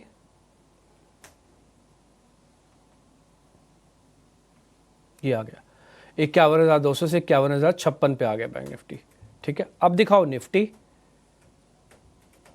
23,250 से निकल के 23,200 पे आ गया, तो 50 वहाँ से भी शेडिंग हो गई। ये जो लेवल्स है ना, सारे पिवट पॉइंट्स लेवल्स होते हैं। होता क्या है यहाँ पे, अच्छा ये क्या है, ऐसी ये कोई पता नहीं है, बहुत इजी से आप चेक कर सकते हो। आप अगर आपके पास एक छोटा मोटा सॉफ्टवेयर है वहाँ से पता लग जाएगा, नहीं तो आप NSE की साइट से भी पता कर सकते हो। आप ऑप्शन चेन खोल लेना, आपको उससे थोड़ा आइडिया लग जाएगा कि कहाँ पे रेजिस्टेंस और कहाँ पे सपोर्ट जैसी चीज़ें बन रही है। जहाँ पे एकोमुलेशन ज़्यादा, टकराव ज़्यादा होगा समझ लो रेजिस्टेंस है, और ऐसे गिरते समय जहाँ पे टकराव ज़्यादा होगा समझ लो सपोर्ट है। बहुत आसान है समझना, इसमें कोई रॉकेट साइंस नहीं है। ठीक है जी, तो फिलहाल अभी तो मार्केट अपने उसी जोनर में घूम रहा है जिस जोनर के बारे में सुबह आपसे बातचीत भी कर रहे थे। आ जाते हैं 1-2 शेयर्स पे जरा, और ध्वनि पटेल से जरा समझ लेते हैं। एक लास्ट शेयर होगा मेरी तरफ से, फिर मेरे और सहयोगियों के पास भी काफ़ी सारे क्वेश्चंस हैं। जुबलेंट तो नहीं, 1 मिनट का समय दीजिए। हम PNB हाउसिंग तो मैंने ऑलरेडी पूछ लिया। ये शेयर लेके आइए एक बार जरा। फिनिक्स लिमिटेड 1650 रुपये का होगा। फिनिक्स मिल्स के नाम से था, फिनिक्स लिमिटेड लिखते हैं उसको। 3% शेयर ऊपर होना चाहिए फिनिक्स के नाम से, PHOE है ना, फिनिक्स लेके आइए जरा। ध्वनि पटेल एक बार जरा इस शेयर को चेक करोगे, ये आज इतना ही चलेगा या फिर और चलेगा? ओ लक्ष्मीकांत सर एक बार जरा आप चेक करोगे, फिनिक्स मिल्स 3% ऊपर है, ये आज इतना ही चलेगा या फिर और चलेगा? मेरे हिसाब से इतना चलना चाहिए, आप देख लो। हाँ, आप मेरे कहे पे मत जाना, आप अपने हिसाब से देख के बताओ। जी हाँ, एक सपोर्ट तो नजर आ रहा है और इसने अपने जो प्रीवियस स्विंग लो है 1585 के उनको डिफेंड किया और वहां से हमें एक follow through pull back move आता हुआ दिखाई दे रहा है। बट स्टिल स्टॉक्स में कई सारे हर्डल्स हैं, जब तक उसके ऊपर स्टॉक सस्टेन नहीं करता है तब तक हम एक फ्रेश बाइंग मोमेंटम नहीं देख सकते हैं। जो मेजर हर्डल है वो 1700 से लेकर 1720 का जोन है। तो मुझे लगता है कि जब तक उसके ऊपर स्टॉक एक डिसाइसिव ब्रेक थ्रू नहीं देता है तब तक इसमें रेंज बाउंड मूव एक्सपेक्ट कर सकते हैं, क्योंकि इनिशियल डाउनवर्ड साइड हमें सपोर्ट भी दिखाई दे रहे हैं। तो मुझे लगता है 1585 से 1700 तक के लेवल्स हम देख सकते हैं। बट ये थोड़ा सा पॉज ले सकता है 1700 से लेकर 1720 के जोन के आसपास। ठीक है, 1700 और 1720 के बीच में ये शेयर जा सकता है, वहां पर एक पॉज लेने की उम्मीद है। लक्ष्मीकांत जी बहुत शुक्रिया आपका समय देने के लिए। आज अगर हम बाजार की बात करें तो निफ्टी में जो तेजी है। हालांकि एक रेंज का ही बाजार है। निफ्टी की अगर हम बात करें तो 45 अंक ऊपर है। निफ्टी बैंक में आपको डबल सेंचुरी के साथ कारोबार होता हुआ दिखेगा। 51,000 के लेवल को रीगेन किया है। जो शेयर आज निफ्टी का सबसे ज्यादा गिरने वाला शेयर है वो है बीएल। बीएल में रफ्तार हमने काफी तेज देखी थी और ये 300 रुपए के ऊपर निकला था शेयर, लेकिन कल भी गिरा, आज भी इसमें हम प्रेशर देख रहे हैं। बीएल में बाय ऑन डिप्स करें लक्ष्मीकांत जी, या फिर आपको लगता है कि थोड़ी गिरावट और बढ़ सकती है तो फिर मौके ज्यादा बेहतर होंगे? देखिए इसमें अभी भी स्टॉक अपने 200 डीएमए के लेवल के नीचे ही सस्टेन कर रहा है और हमें नेगेटिव क्रॉसओवर भी वाले समय भी सेलिंग प्रेशर बढ़ सकता है। एक सपोर्ट दिखाई दे रहा है 270 के आसपास। अगर वहां पर स्टेबिलिटी आती है देन आफ्टर हम सोच सकते हैं बाइंग के लिए। अदरवाइज मुझे लगता है कि इसमें और करेक्शन देखने को मिल सकता है। जैसे ये 270 के लेवल के ऊपर नीचे ब्रेक डाउन देता है तो हमें फर्दर सेलिंग प्रेशर देखने को मिल सकता है इस स्टॉक में, और उस दौरान ये स्टॉक जो इसके लोअर लेवल्स है 255 से लेकर 250 के जोन तक, वहां तक फिसल सकता है। तो ओवरऑल सेलिंग प्रेशर ही दिखाई दे रहा है बीएल में।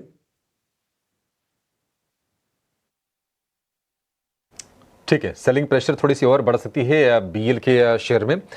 बी लीटर वाला एक और शेयर लेकर आइए और वो है बीएसई। काफी अच्छे से रिकवर किया ये शेयर, 4,000 रुपए के नीचे गया था और वहां से 5600 रुपए के आसपास के भाव हैं। एक तो जो एक्सपायरी के दिन को लेकर जो बदलाव करने का जो फैसला था एनएसई का, उस पर रोक लगी। सेबी ने 2 में से 1 दिन चुनने का आदेश दिया है। देखते हैं क्या कुछ फैसला होता है अल्टीमेटली उसको लेकर। लेकिन जो बोनस वाली जो खबर आई कि 2 शेयर पर एक बोनस शेयर देगी बीएसई, इससे भी थोड़ा सा मूड अपलिफ्ट हुआ है बीएसई का। बीएसई में और तेजी आप लक्ष्मीकांत जी देख रहे हैं? यहां से किसी को अगर नई तेजी करनी हो तो आप क्या सलाह देंगे? टाइम ठीक है या फिर अब बस छूट गई है?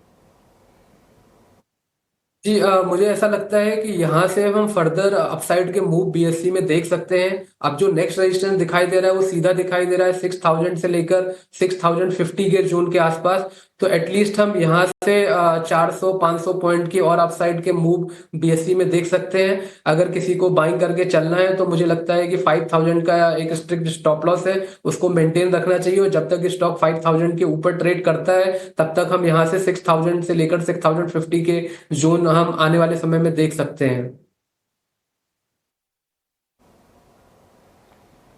ठीक है, बीएसई लिमिटेड को लेकर ये व्यू। आज अगर आप गिरावट वाले शेयर देखेंगे ना तो उसमें आपको सरकारी बैंक काफ़ी दिखेंगे। एचपीसीएल कमज़ोर है, ऑयल इंडिया कमज़ोर है, हम देख रहे हैं कि बीएल तो कमज़ोर है ही। कंजम्पशन वाले शेयर भी आज प्रेशर बनाने का काम कर रहे हैं। डाबर हो, नेस्ले हो, एचयूएल हो, ये तमाम शेयर आज गिरावट के साथ कारोबार कर रहे हैं। ये एफएमसीजी शेयर में जो कमजोरी आ रही है लक्ष्मीकांत जी, आपको क्या लग रहा है कि क्या ये और डीप हो सकती है या फिर किसी शेयर में वैल्यू बाइंग के भी मौके बन रहा है आपके हिसाब से?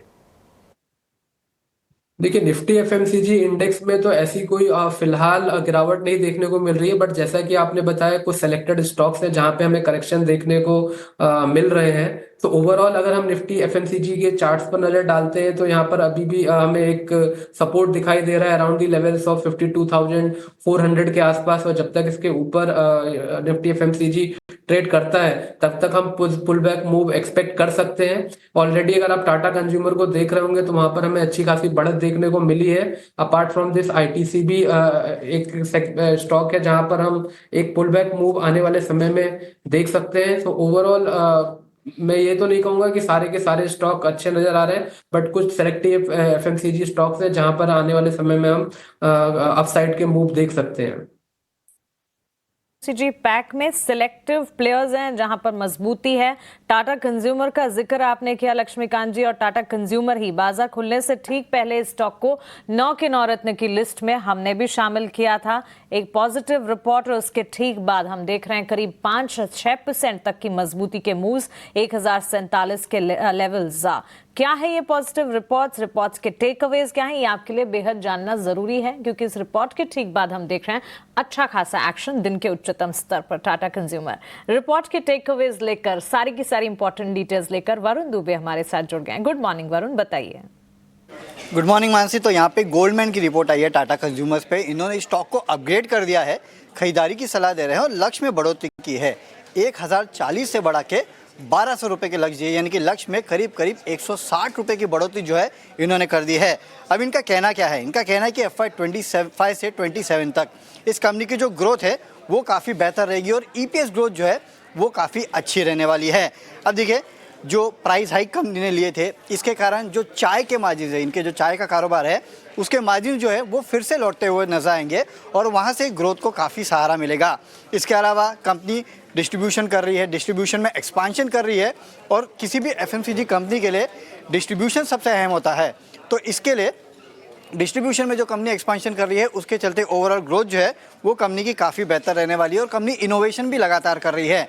साथ ही साथ कंपनी ने कर्ज लिया था उसका कंपनी लगातार भुगतान करते जा रही है, तो आगे चल के जो इंटरेस्ट कॉस्ट है उसमें कंपनी को काफ़ी फायदा होने वाला है और ये भी कहीं ना कहीं कंपनी के ओवरऑल ईपीएस में मदद करेगा। नो डाउट इनका कहना है कि कॉम्पिटिटिव इंटेंसिटी जो है वो काफ़ी ज़्यादा है, लेकिन जो भी बुरा वक्त देखना था इस कंपटीशन के वजह से हो, प्राइजेस के वजह से हो, डेट के वजह से हो, वो टाटा कंज्यूमर्स देख चुका है और आगे की राह जो है वो काफ़ी अच्छी रहने वाली है। इसके लिए इन्होंने स्टॉक को अपग्रेड किया है, प्राइस टारगेट 1040 से बढ़ा के 1200 रुपये के कर दिए हैं और इसके लिए आप देख रहे हैं स्टॉक प्राइस में इस तरह का जोरदार उछाल देखने मिल रहा है। बिल्कुल वरुण, बहुत शुक्रिया आपका ये सारी की सारी डिटेल्स और गोल्डमैन सैक्स रिपोर्ट्स के टेक अवेज हमारे बीच रखने के लिए। टाटा कंज्यूमर पर ये रिपोर्ट 1040 से टारगेट्स जो हैं 1200 तक के बढ़ाए हैं। कमजोरी वाला दौर खत्म हुआ और अब सारे के सारे पॉजिटिव सेंटिमेंट्स और सेंटिमेंट्स के चलते स्टॉक में आगे भी मजबूती की इस वक्त पूरी की पूरी तैयारी नजर आ रही है, इस रिपोर्ट का ये कहना है। लेकिन चलिए कुछ और स्टॉक्स जहां पर इस वक्त हम फोकस कर रहे हैं। बाजार में शुरुआत में हमने देखा थोड़ा सा कॉशियसनेस, उसके बाद बाजार संभलते हुए नजर आया। इस वक्त इंडेक्सेस को अगर आप देखेंगे ऊपरी स्तरों से मुनाफा वसूली वापस देखने को मिल रही है। 23,200 के लेवल्स के इर्द गिर्द हम देख रहे हैं। निफ्टी में हरे निशान के साथ कामकाज अब भी इंटैक्ट है, लेकिन अगर आप देखें ऊपरी स्तरों से कमजोरी के साइंस या मुनाफा वसूली देखने को मिल रहे हैं। बैंक निफ्टी पर भी नजर होनी चाहिए और साथ ही सेंसेक्स पर भी एक फोकस जरूर होना चाहिए। ब्रॉडर मार्केट्स, हालांकि कल के सत्र में हम देख रहे थे बेंचमार्क्स के मुकाबले अच्छा एक्शन दिखा रहे थे, आज ब्रॉडर मार्केट्स में बिकवाली का दबाव है। बैंक निफ्टी भी ऊपरी स्तरों से थोड़ी सी वॉलेटिलिटी जरूर झेलता हुआ 236 अंकों की मजबूती अब भी यहां पर नजर आ रही है, लेकिन बावजूद इसके इस वक्त वॉलेटाइल मूव्स मार्केट में है। सेकंड हाफ में मार्केट किस तरफ बढ़ता है इस पर नजर रहेगी। लक्ष्मीकांत जी, एक क्विक व्यू आपका ब्रॉडर मार्केट्स पर भी जानना चाहेंगे। मिड कैप स्मॉल कैप में क्या इस वक्त राय यही होगी कि वेट एंड वॉच करके लार्ज कैप्स और बेंचमार्क्स पर नजर रखी जाए, या मिड कैप स्मॉल कैप में भी कोई पॉकेट, कोई सेक्टर्स आपको पसंद आते हैं? निफ्टी स्मॉल कैप और निफ्टी मिड कैप के चार्ट्स को देखने में लगता है कि हाँ हायर लेवल्स पे यहाँ पे प्रॉफिट बुकिंग देखने को मिल रही है। वहीं पर अगर हम निफ्टी स्मॉल कैप इंडेक्स पे भी नजर डालते हैं तो सेम स्ट्रक्चर वहां पे भी फॉर्म होता हुआ नजर आ रहा है। तो ओवरऑल जो हम एक्सपेक्ट कर सकते हैं रेंज बाउंड मूव का, क्योंकि निचले स्तर पर अभी भी ये दोनों ही इंडेक्स ने अपने 220 डीएमए लेवल को डिफेंड किया हुआ है। तो ओवरऑल और अपर साइड ये दोनों ही 50 डीएमए का एक हर्डल भी फेस कर रहे हैं। तो मुझे लगता है कि थोड़े से रेंज बाउंड मूव हमें देखने को मिल सकते हैं, बट लार्ज कैप स्टॉक्स में ज्यादा मोमेंटम हम आने वाले समय में देख सकते हैं और वहां पर ही हमें स्ट्रेंथ दिखाई देगा। क्लियरली ये एक राय इस वक्त बनती हुई ब्रॉडर मार्केट्स पर आपके लिए। और इस वक्त लार्जर प्लेयर्स की अगर बात करें, सेक्टर्स की अगर बात करें, बाजार की शुरुआत में जो सेक्टर्स परफॉर्म कर रहे थे उन्हीं सेक्टर्स में अब भी मजबूती का रुझान है, जैसे कि real estate sector, automobile pack और IT sector on the face of it मजबूती दिखाते हुए। मेटल एनर्जी, ये दो सेक्टर्स है जहां पर हम देख रहे हैं कमजोरी के साइंस देखने को मिल रहे हैं। सबसे ज्यादा कॉन्ट्रीब्यूशन कहां से? लार्जर प्लेयर्स में एचडीएफसी बैंक, आईसीआईसीआई बैंक, भारतीय एयरटेल, इन्फोसिस और टाटा कंज्यूमर जैसे चार्ट से जहां पर अच्छी खासी मजबूती के मूव्स नजर आ रहे हैं। और HUL, UltraTech, SBI, NTPC, power grid on the flip side हम देख रहे हैं यहाँ पर बिकवाली का दबाव, यानी कि कमजोरी के साइंस हैं। लेकिन 2 अप्रैल एज दे से द लिबरेशन डे, ट्रंप के expensive set of tariffs announce होने जा रहे हैं आज। और क्या होगा अनाउंसमेंट में? क्या ग्लोबल ट्रेड वॉर छिड़ेगा? जवाब इसका आज देर शाम मिलेगा। लेकिन ट्रेड वॉर छिड़ने की आशंका से ही हम देख रहे हैं सोने चांदी की तो चांदी हो रही है।